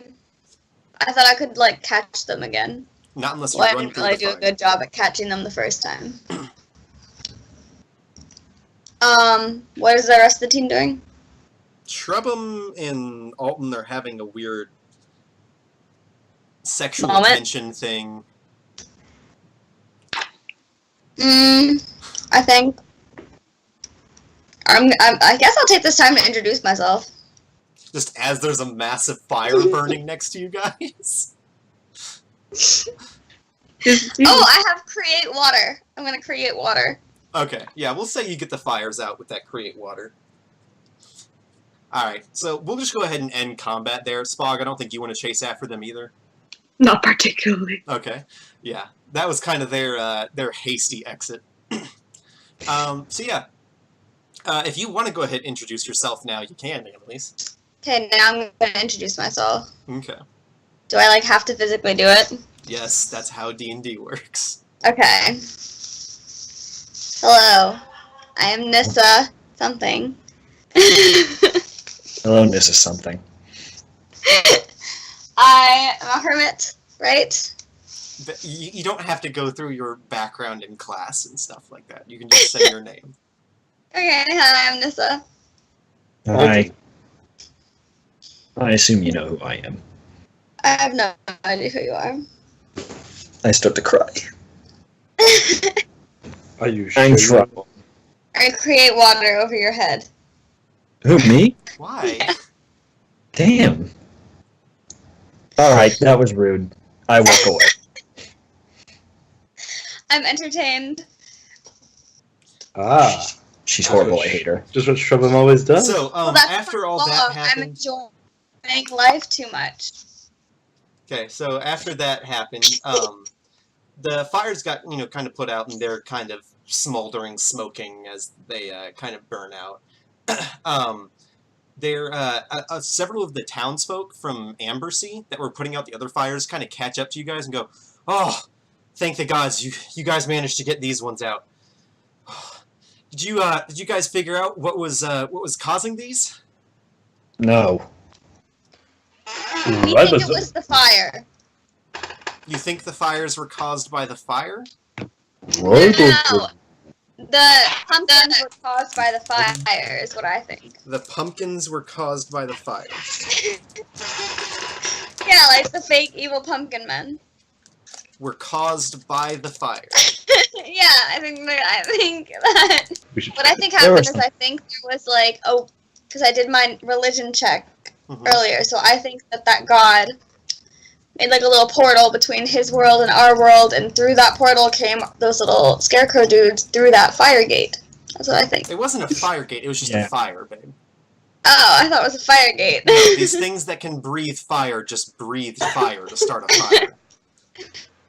Yeah, Okay, you well, guys are still alive. my idea or my notion still stands. Just forget the fire gate part. Okay. Well, the townsfolk are like, well, I mean, yeah, I guess that does make sense. It is passage nights. We should really get back to the town and, tell everyone about these things. And he kind of gestures towards the dead pumpkin person laying on the ground. Will these dead pumpkin people spoil these lovely crops in this field? Because that would be bad, and we should move them. I mean, it kind of just seems like he's just a pumpkin, so I don't think so, no. Okay, just checking. Alright, so are you guys heading back to the town with these farmer folk? Yes. Okay. Yeah. So, Sure. you guys make your way on back to Ambersea, and it's a bit of a walk. But before we kind of get back to the town and do our thing, I think now would be a good time for a bathroom break and stuff like that.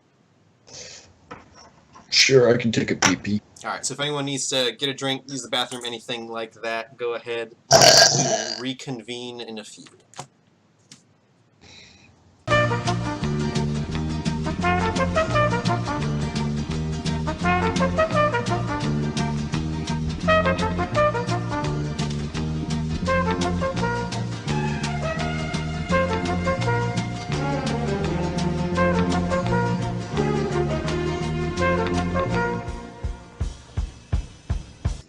Alright. Good. You know, they say that the longer that couples are together for, the more they look like each other. I've heard that. Alright, everyone ready to go? Mm-hmm. Okay. Alright. So, we are now heading into the town of Ambersea. If you guys remember, well, I guess if two of you remember, this is kind of like the town where this whole party actually started, because you guys were originally hired to find the people that were going missing from Ambersea. So, a little blast from the past here. But Blast from the past. you guys are led into this town, and this town is very, very small. Like, it's just a small farming town. There's a lot of fields here, but there's not much else besides that. So the town itself is in the center of those giant fields of grain. And there's not a whole lot of buildings in this town. There's really like not even any shops or anything like that.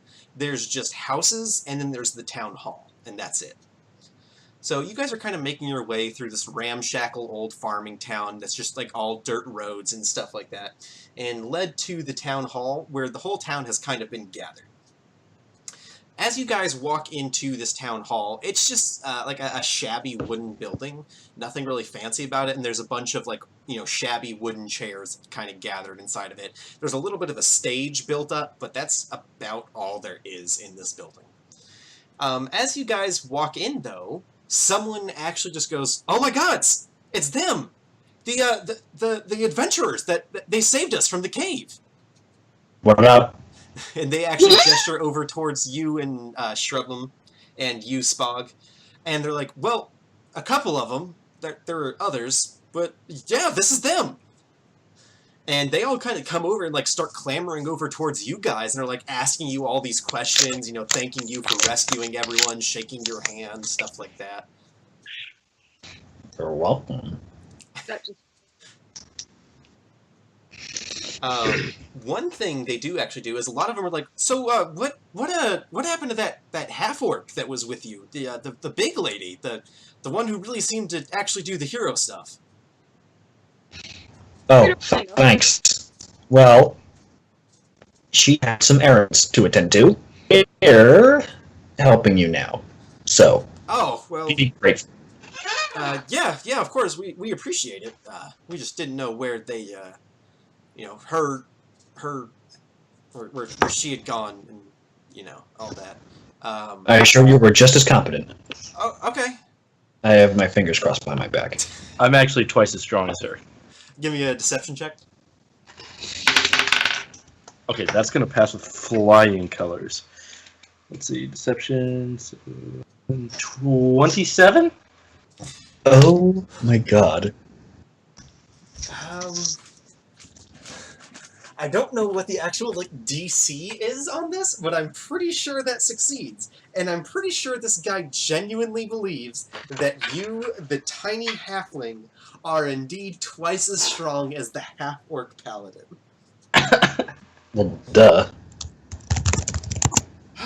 Yeah, I'd say that succeeds. God dang it. Okay, this guy's like, wow, really? I wouldn't have thought that, but I guess I believe you.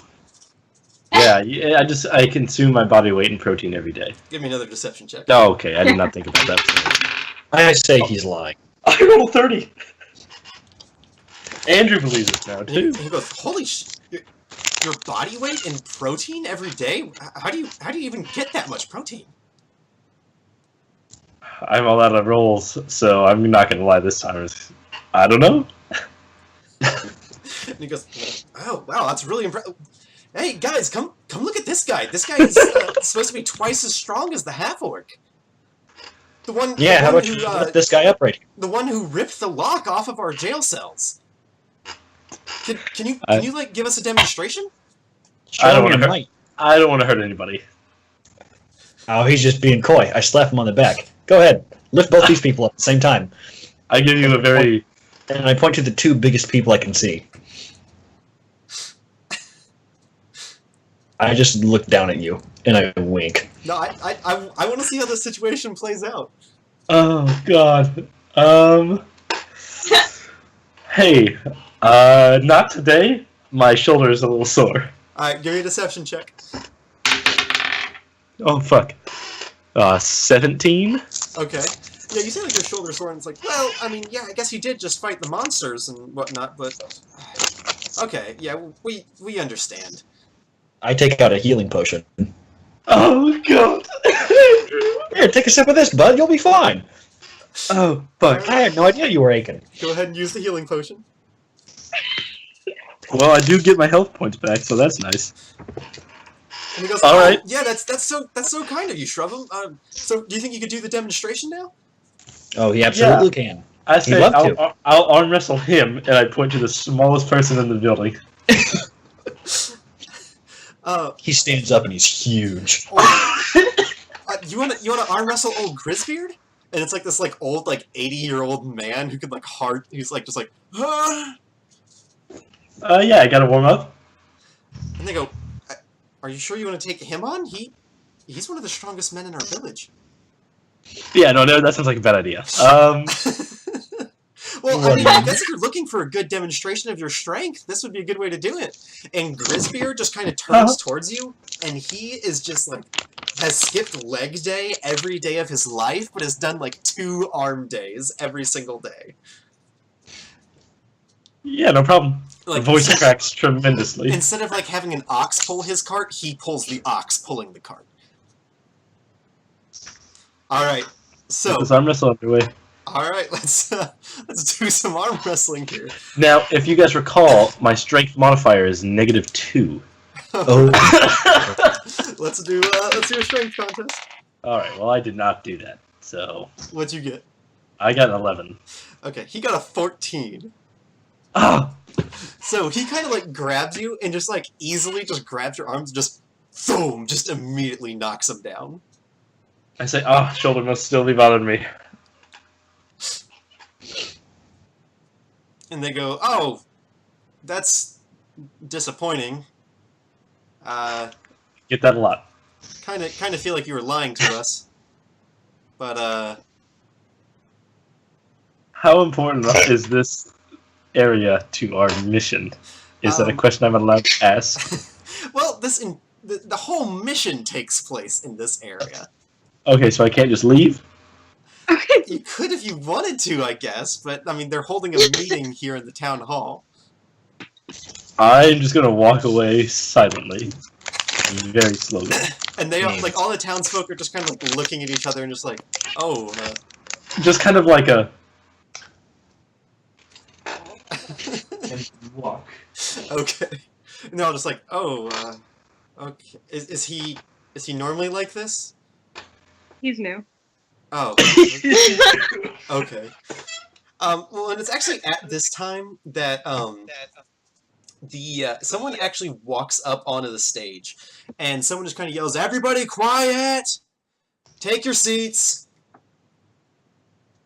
And as you guys are sitting there, a male half-elf, an older male half-elf, has actually walked onto the stage, and everyone is kind of filing into their seats at this point. And as you guys are, standing there, you actually see Neros and Kemlin are already sitting down, and they're just losing their minds laughing at Alton. I forgot they even existed. Yep. Well, they said they were going to come help, fight the fires, but they were separate from you guys. But they actually kind of like wave you guys over and point out to save some seats for you. Oh. So are you guys going over and joining them, or just going to sit yeah. No, there? I just stand there like a fool. No, I honestly just like sit in the back. Sad. Okay. I'm gonna go to one. Okay. I'm gonna Alright. So yeah, you guys go. kind of, get over there, get your seats and stuff like that. And Neros and Kemlin kind of look over at you, Nissa, and they, kind of see that you're, gnome-ish, like you're the right height for a gnome, and they go, "Hey, a fellow gnome!" Both of these guys are gnomes. They're just like, "Hey, buddy!" And so yeah, so the half-elf has now taken to the stage, and he just kind of, rests his arms on this podium. This guy is very, gruff looking. You can tell this guy has, worked out in the fields his whole life and stuff like that. And he has, a very gruff voice as he speaks over everyone and goes, "Alright, I know everyone is a little frazzled, but this meeting should hopefully put your nerves at ease. As we all know, something started a bunch of fires out in the fields. Thanks to the gnomes," he kind of gestures over towards Neros and Kemlin, "we put them all out and no one got hurt too bad. We stopped them before they could spread too much, so the town is safe for now. The gnomes say they have a way we can fireproof the town, but it's a lot of work and we'll need everyone's help for this." And at this point, someone in the crowd kind of speaks up and goes, "Well, what about the things starting the fires? What are we going to do about them?" And the mayor just goes, "We don't know what's starting these fires, and we have no idea where they are, so we're going to focus on this." And another person kind of yells out, "Well, what about the shooting star that landed over by the old temple?" Okay, that sounds significant. Please tell me there's aliens. And the mayor just shouts back at them, "We don't even know that has anything to do with these fires. Even if it did, it would be too dangerous to send someone out there. We need to focus on the gnome's plan, people." And it's all just kind of quiet across the crowd. And then all of a sudden, Kemlin kind of speaks up, but very poorly throws his voice. He's just like, "Hey, we could pay the travelers to go investigate the temple." And then in his regular voice, he just goes, "Yeah, why don't we pay the adventurers to investigate the old temple?" And the townspeople all just kind of chime in and agree. They're like, "Yeah, that makes sense." No. Just kidding, we'll do it. Sure. It was just like, no. And all the townspeople just kind of like just start cheering, like, yeah, adventurers! And they're all just like kind of like cheering you guys on and stuff like that. And the mayor just kind of shakes his head and goes, fine. Oh, mighty adventurers, would you please go to the temple and inspect it in return for the small amount of money a town of farmers has to spare? That doesn't sound sincere, but yes, we'll do it. And I shake his hand. You are sitting in the audience, and he is up on a stage, like 30 feet away from you. All right. I use the gift of the gibbon. I put 2 bracelets on one arm. Oh my god! Oh, that is disgusting. And he just kind of like looks at your arm and is just like, I don't like that. Yeah, join the club. That's the door I locked. crawl out on Andrew's arm and extend my hand. I hate that even more. And he's just like, ugh, and just shakes your hand. Because now that we're cheering for adventurers, Alton's all back in a good mood again. Yeah, so at this point, like, everyone is cheering you guys. Like, as soon as you shake the mayor's hand, everyone just, like, erupts into cheers and stuff like that. And goes, all right, enough. So there we have it. That's the plan. Now let's get working. And he goes, adventurers, come up here, I guess. Okay. Oh, yeah. Oh, Alton's already up there. Oh. Sorry. All right, so Make you him guys drag- make yeah. your way on up there, and when he gets up there, there's a map behind him, up on the stage.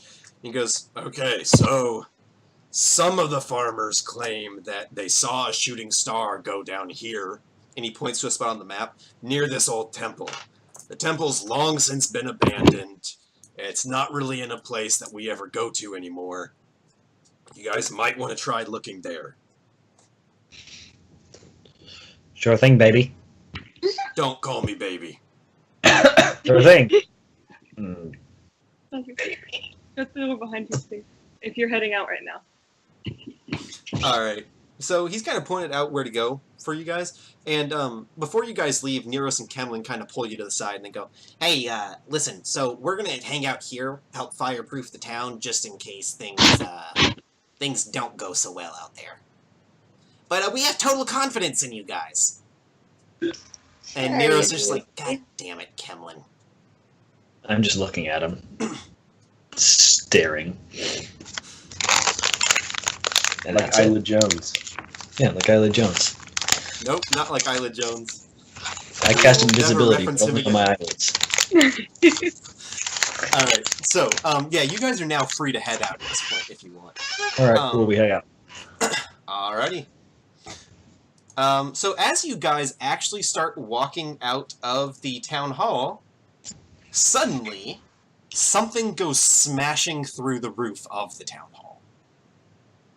And it crashes into the crowd and just destroys some of these chairs and actually hits a couple people as it goes flying. That's probably not relevant. And a bunch of dust kind of kicks up in the air. What are you guys doing? I'm gonna go see if everyone's okay. Yeah, so at this point, everyone's kind of screaming and, like, in a panic and stuff like that. But you kind of I'm manage to going make your way... to assist. Okay, yeah, you kind of make your way through the crowd over towards, like, where this thing was. And it's actually a massive boulder that got thrown through the roof of this town hall. And it actually trapped someone underneath it. I cry for help as I'm stuck under a boulder. You are not stuck under a boulder. Oh, thank God. Strong. But yeah, so as you guys are, kind of standing around, all of a sudden several pumpkins come flying through that hole in the roof. And as they smash into the ground inside the town hall, they burst into flames. And flames start spreading through this town hall. I create water. So you can only do that a limited number of times per day, and it's a limited amount.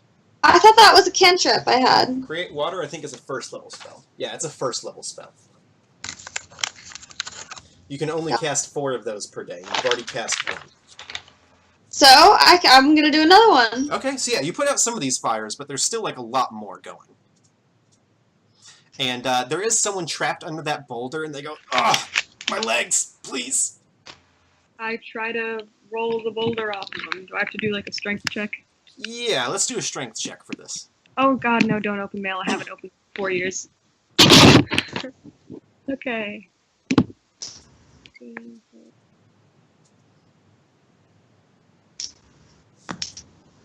16. All right. So yeah, you start to roll this thing a little bit, but it's pretty big, and you can't quite move it, and it just kind of rolls back over.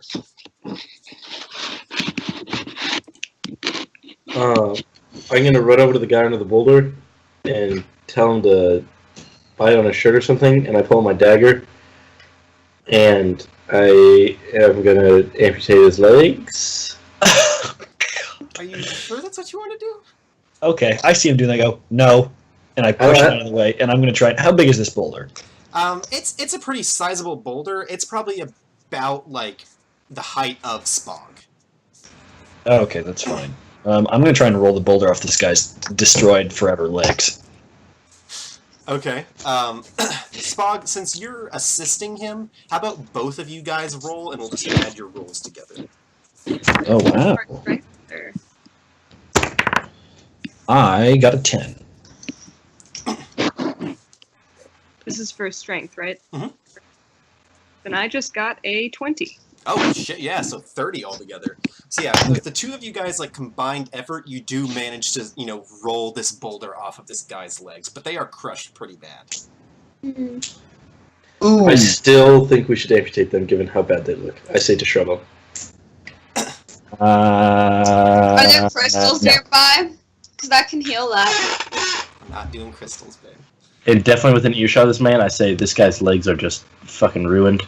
If he will never stand a chance of walking again, we should kill him. Or cut him off. Cut his legs off. And he just looks up at you and goes, "We have healing magic!" I honestly forgot about that. Can I use healing magic on him? Yeah, you can use one of your spells on him. Yeah, that will be that- another first level spell slot, and you'll only have one left today. Nah, that's okay. I'll just do other spells. Okay. So cure wounds. Let me look up what you roll for that. Oh, and by the way, like, more pumpkins keep flying in here as I was about to ask about that. So I don't know if you guys want to maybe get him out first. I mean, he's ruined. Yes. He's done for. Okay, so we're dragging him out of here first? Yes. Okay. Isn't that like the first thing, like in first aid, you learn not to do? Is if they're like injured, you don't just move them. Okay. What if they're in lava? Bitch, there's magic. Can I pull out my sword and try and, like, catch a pumpkin on it? Like, spear it? I thought you were going to say amputate him. Yeah, sure. Let's spear a flaming pumpkin. Why not? Oh, wait, they come in on fire? Yes. Oh, I thought they were coming in, normal pumpkins, and when they hit the ground, they blow up. There's, like, pumpkins on fire, and when they land, they kind of, like, firebomb. Oh, then yeah, never mind. I wouldn't even Are consider they that. dying as they do this? They're not, like, the living pumpkin people. They're just throwing pumpkins in at you. Oh, I understand. Yeah. Okay. Okay, so you guys are all heading out? Yes. Oh, hell yeah. Alright. Well, the people are all kind of in a panic, trying to figure out, like, where to go and stuff, and attempting to flee the town hall. Some people are kind of, like, running on out. Some other people are still kind of, you know, in the chaos inside. But as you guys run on out, you actually see one of those massive, or you see one of those pumpkin people, but just a massive version of it. This thing is like the height of a tree. Ooh. And you Oh, see yeah, it is that's actually what I was like thinking, holding like, the another size of boulder. the thing. And this thing lifts up this massive boulder and just like discus tosses it at the building. And this boulder just goes smashing through the wall. And you hear a bunch of yells from inside. Now, you say the height of a tree.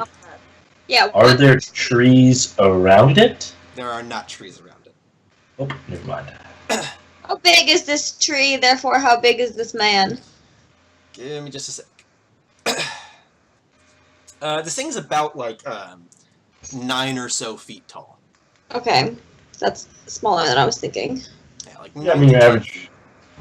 average Australian male. Nope.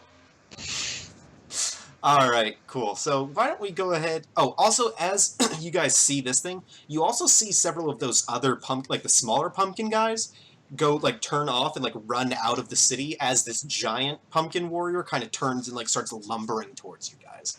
And let's go ahead and roll initiative. 13. Okay. For some reason, I just imagine doing a 360, like Call of Duty knife throw, and murdering that guy as he's running away. The giant's not running away. He's running towards you. I thought you said someone was running out of the town. Yeah, the other warriors are. Oh yeah, no, I don't want to kill them. Okay, so you got 5, Annalise? Yeah. Shrubum, what'd you get? Shit, I just forgot. Hold on, no. Let me just do it again. 14 again. An easy way to forget a 1. Cheater. Alton, what'd you get? My mom came I had a 7. 7? Yeah. Your mom came in what? My mom Spog, came in, so I what'd you spaced it. That's what I'm saying. I just forgot. get? Spog, Oh, I got 13. 13? Ooh, I'm the winner. Alright. Shrum always goes first. So it's going to be the giant first, then Shrubum, then Spog, then Alton, then Nissa. So this giant Did you is... just call me Mizza? Huh? Did you just call me Mizza? Nissa? I thought you said Mizza, and I was like, that's not my name. No, Nissa, your character's name. Alright, so, Yes. I would say that this guy actually runs towards Shrubum first. Oh no. That does not land on the first attack. That does not land on the second attack. So he just kind of like raises these two massive arms and just slams them down next to you. And they kind of just smash into the ground on either side of you. It's kind of like in cartoons where like a big thing falls and like you just happen to fit through the hole. Yeah. That's basically what happened here. Nice. But yeah, just kind of give you guys like a better visual. Imagine just like a massive pumpkin kind of like grew into a tree. That's basically what happened. Like, if you just like planted a pumpkin literally in a tree and the pumpkin vines like grew into it. That's basically what this is. Nice. It is a tree body with a jack-o'-lantern head. Alright, Shrubum, you are up. You managed to dodge both of its attacks. Cool. I'm gonna cast Mage Armor on myself. Okay. And I'm gonna go Presto. Alright, you have And Presto. that's my turn. Alright, next up is Spog. Okay, so this is not a scarecrow, this is a tree. Yep. Then I'm going to throw a firebolt at it. Okay.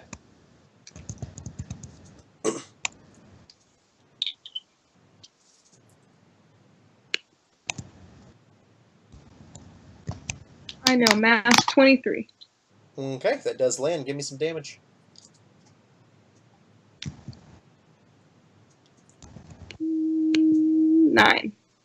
Alright, so you blast this thing pretty good with a firebolt, and the flames kind of like leap up its trunk a little bit, but again, this thing just kind of shakes, and the fire quickly goes out, and you again see that massive fire burning inside of its jack-o'-lantern. I hate this. Yeah, it is kind of unfortunate that you guys lost all of like your DPS basically, and like your tanks. Yeah. Next up is Alton, though.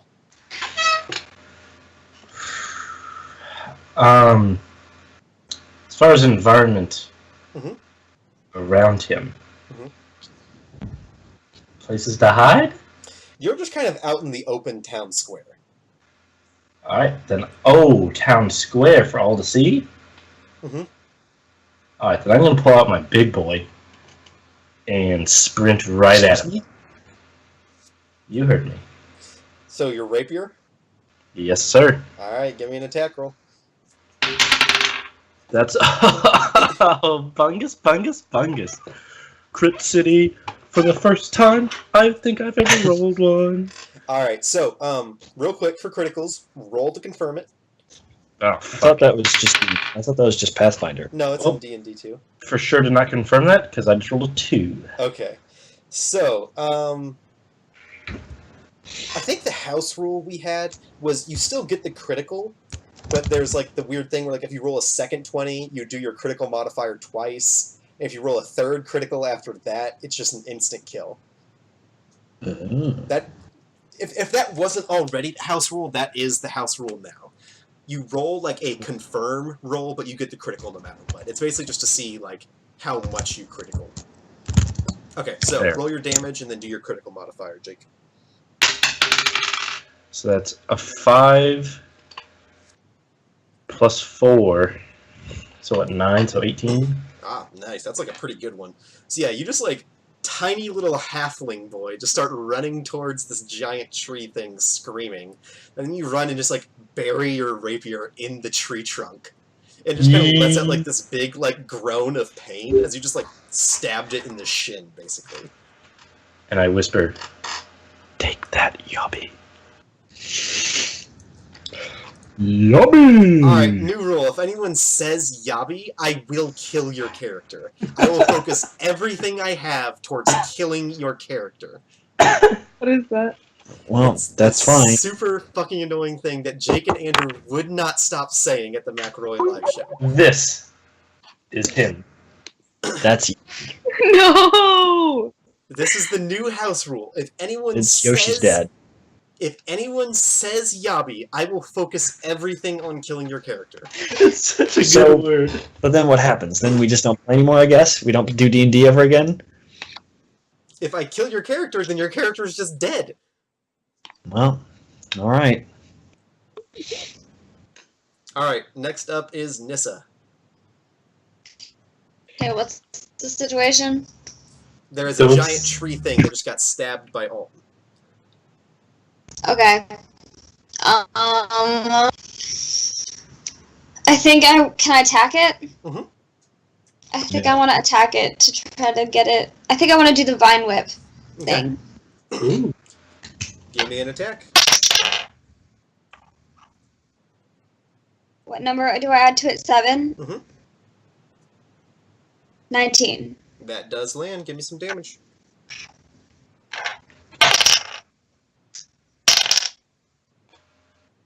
Ten. Okay. So yeah, you whip this thing pretty good with that thorn whip, and it kind of wraps around one of its arms, biting into the wood. And I tell you what, why don't you give me a strength check, and we'll see if you can kind of pull this guy off balance. I don't know what to do. Do I just do? You roll a d20, and add whatever your strength modifier is. Oh boy. I do what? Roll a d20, and add whatever your strength modifier is. That's plus 0. So just roll a d20. Sorry, you had cut out. Sorry. 4. Okay, yeah, so that is not going to be enough to pull over Giant Tree Boy. Alright, but you still got a pretty good attack in on that. Mhm. Alright, so next up is this giant. He just got stabbed by Alton, so he is going to focus on him now. Alright, attack 1 lands, attack 2 does not. So, Alton, you take 12 bludgeoning damage as this thing just slams one of its massive arms. Whoa. Alright, next up is Shrub'em. This guy cannot land his attacks. Alright. I'm gonna shoot a dazzle ray at this boy. Ba, ba, ba, ba. That's a 17. Alright, give me some damage. Okay.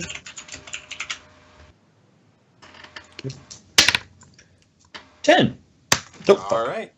So yeah, you fire this dazzle ray at this boy, and it kind of ignites him a little bit, but same deal, he kind of shakes it off, and the flames go out.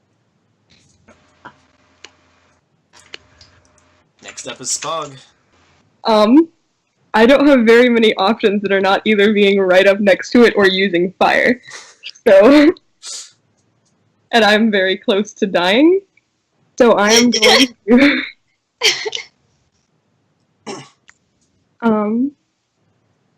I really don't have anything. I guess I'm just gonna run up at it with the mace again. Okay, give me an attack roll.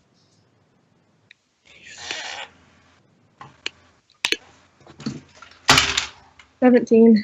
Okay, give me some damage.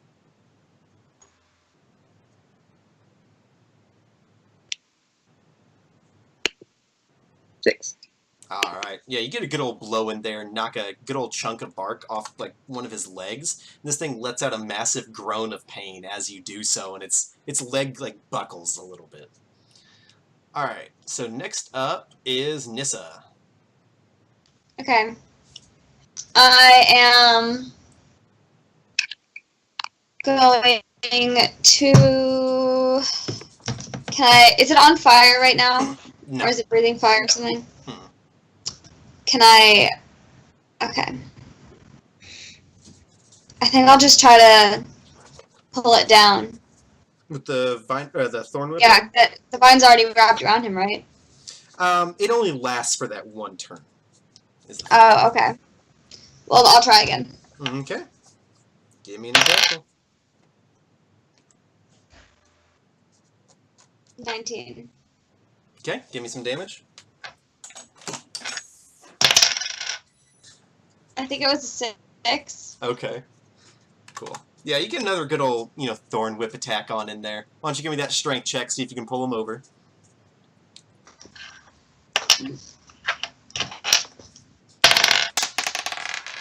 Ooh.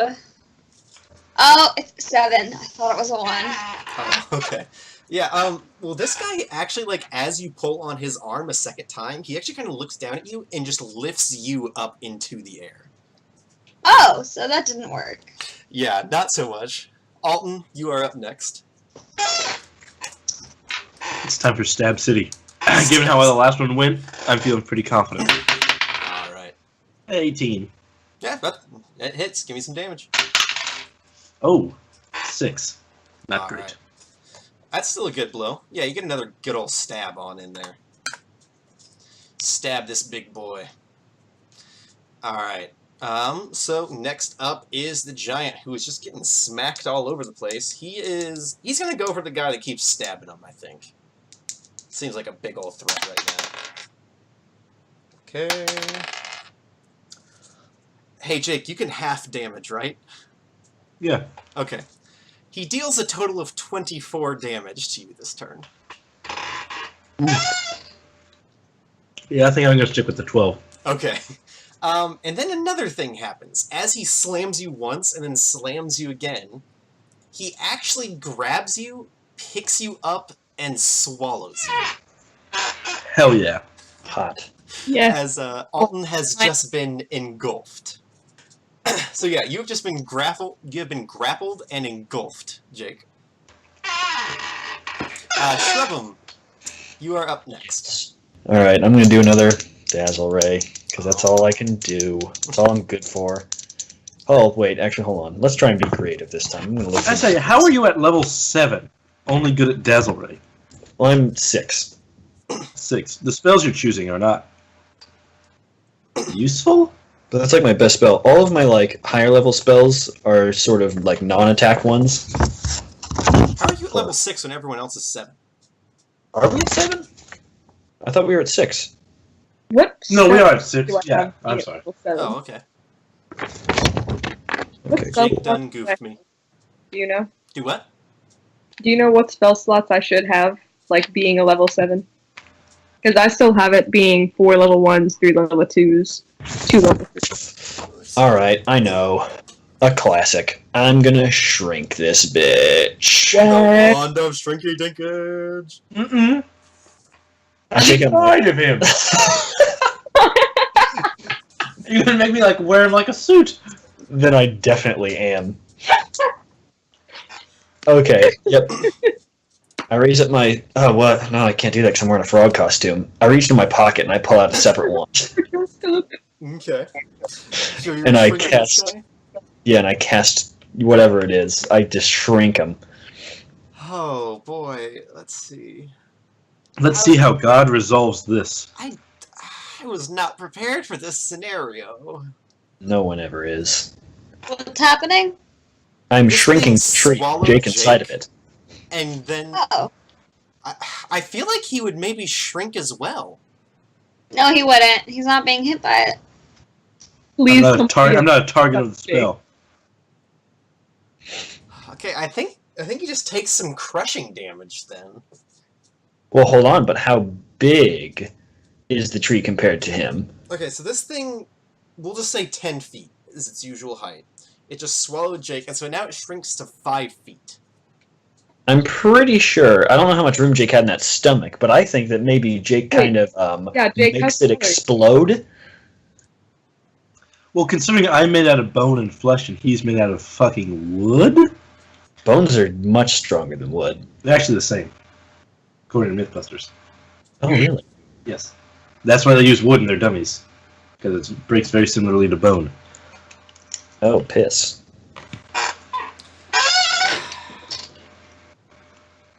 Well, I don't. I don't know how to resolve this. This is quite the conundrum. It's all up to you, but I'm doing it. I'm going to do a bone check, and he'll do a wood check, and we'll see which one's lower. I tell you what, Jake, as he's shrinking, I'm going to give you a chance to escape. Out of what? Out of him. But like, what hole? His mouth, just as he shrinks, maybe he throws you up. We'll see if you, like, you know, are evacuated from his bowels as he shrinks. No. It is a... What skill is this to escape? I don't care what I have to add to this number, it's not going to be above 10. Okay. Well, never mind then. So you are trapped inside of him, so I guess I'll just roll the normal damage you take for, like, being inside him. Okay, so you take 9 damage as he kind of, like, crushes you in his stomach. Well, that number is getting pretty low. Alright, so he is now about 5 feet tall. Hell Scott, yeah. what are you doing? I am uncomfortable because I'm not sure what happened to Jake yet. So I'm just sort of looking at it. I ask around vaguely to like anybody who's listening, is he still in there? Oh, and like as you shrunk this thing, it just kind of looks down and just goes, Hello. Players, does anyone respond?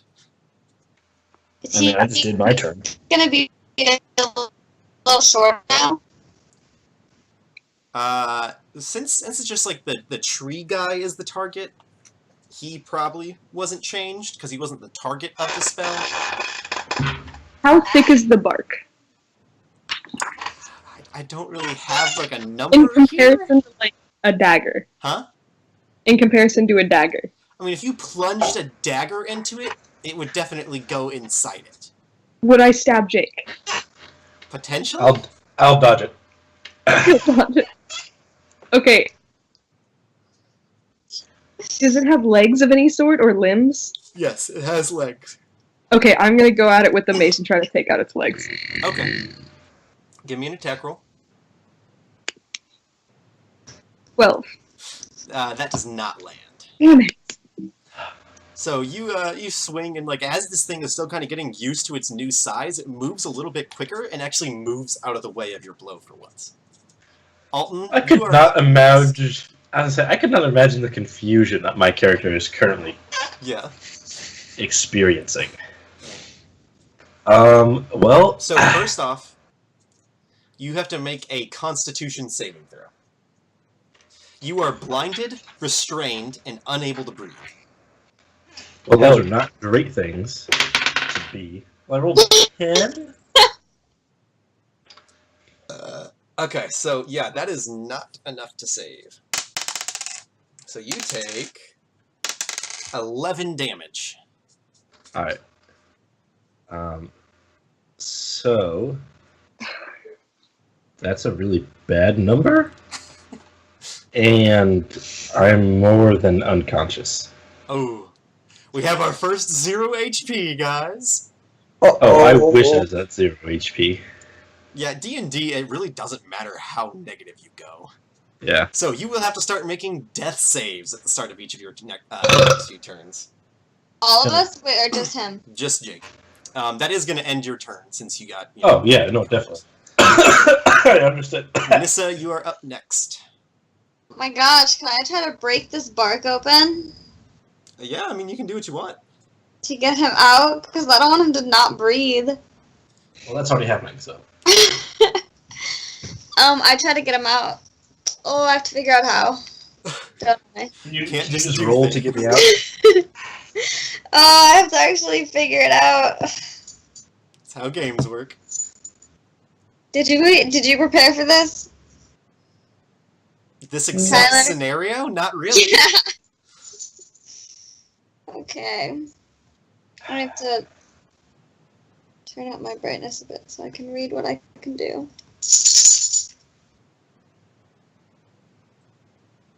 Jake, what are you doing?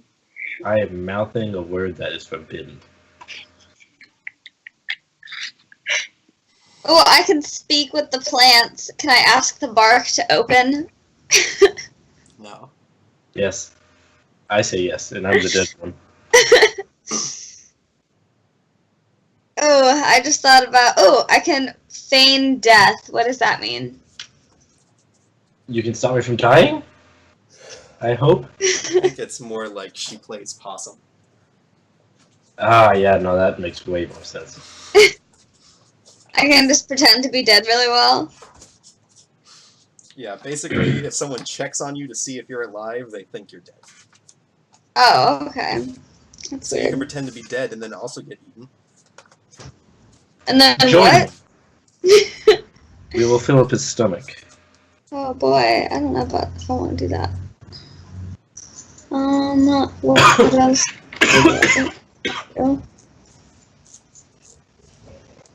Wow, all these are so useless. I'm sorry that you didn't get spells to like specifically prepare you to get someone out of a tree that swallowed them. They're so useless, though.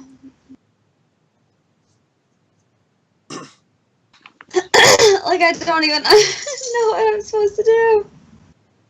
I think. Here. Can I just use the bat to, like, hit it open? I don't know what you mean by that. Here, I tell you what. You have this spell called Moonbeam. Why don't you cast that? What is it? It's a damage spell. Okay, I'll do that. Moonbeam. What am I adding to my roll? As long as no The one same starts a fire. regular attack bonus of +7. I'm very Oh, hold specifically on. looking at Real one Real quick, person real right quick. now. Here's how this works. A silvery beam of pale light shines down in a 5-foot radius, 40-foot high cylinder centered on a point within range. Until the spell ends, dim light fills the cylinder. When a creature enters the spell's area for the first time on a turn or starts its turn there, it is engulfed in ghostly flames that cause searing pain, and it must make a Constitution saving throw. It takes 2d10 radiant damage on a failed save, or half as much on a successful. So, I'm gonna fail that save. Does Jake have to do this saving throw? Well, I'm in the light. no, I think I made it worse. You're protected from the light, because you're inside this thing.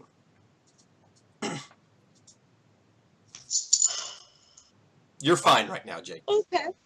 So, let me make this Constitution saving throw. Your DC is 15.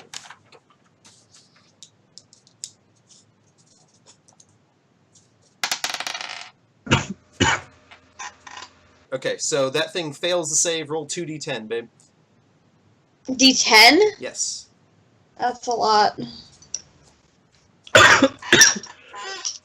That's a big spell.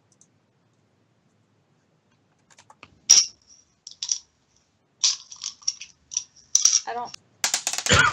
Oh my god. I'm sorry. Okay, cool. Does 15 damage. So this thing gets seared pretty bad by these beams of moonlight. Alright, next up is the giant, who is now going to attack Shrubum. One attack lands. 2 attacks land. Oh no. Did it get 15? 20. Oh, I get 20 damage? Yes. That's not great. 20 bludgeoning damage. Crunch. This thing smashes you twice with both of its arms. It does not swallow you, though. Crunch That's time, nice. Captain. Shrubum, you are up next. Oh, actually, Alright, that cool. thing began its turn in the thing, so I have to roll 2 more d10. Ooh, some good old hits. Alright, this thing is not looking good. Chunks of its bark are falling off, the pumpkin is kind of crumbling, and this thing can hardly stand as your turn comes up, Shrubum. bingo. Well, Oh my goodness. hold on. Shit.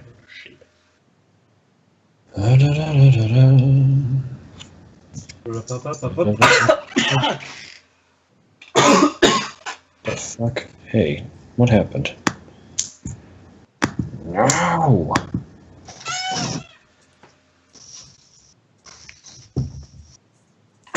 So there's a spell. Oh, what the? Hold on. Okay. Yeah, I'm gonna run forward and I'm gonna cast Shocking Grasp on him. Okay. Give me an attack roll. Nice. Don't electrocute me, you fool! Oh, Venus. That's a 9. That does not land. So you trip, and by the way, you just ran into Moonbeam. Oh, I did? So you take 2d10 damage. Oh, I'm gonna die. So that's 5 plus another 5. You take 10 damage, radiant damage, as Moonbeam hits you. Sweet. I didn't think about that. I thought it would only affect enemies. Nope, it's anytime a creature walks into it. Nice. Alright, next up is Spog. Hope I die. Can I Help me? split a healing potion between two people? No.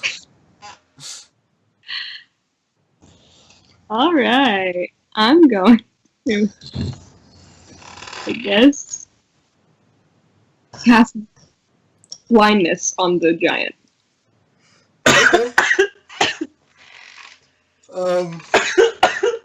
So I just want to mention real quick, this thing doesn't have eyeballs. Oh, It just has a jack-o'-lantern face. But can it see?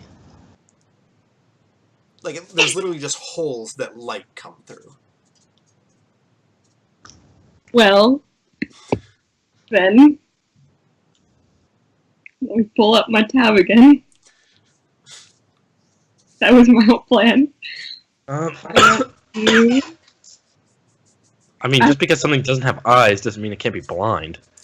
I will give you a little helpful hint from God here. One of its condition immunities is blindness. Okay. Oh, no. I just don't want you to, waste your turn basically when 2 players are on death's door. Okay. What is this one?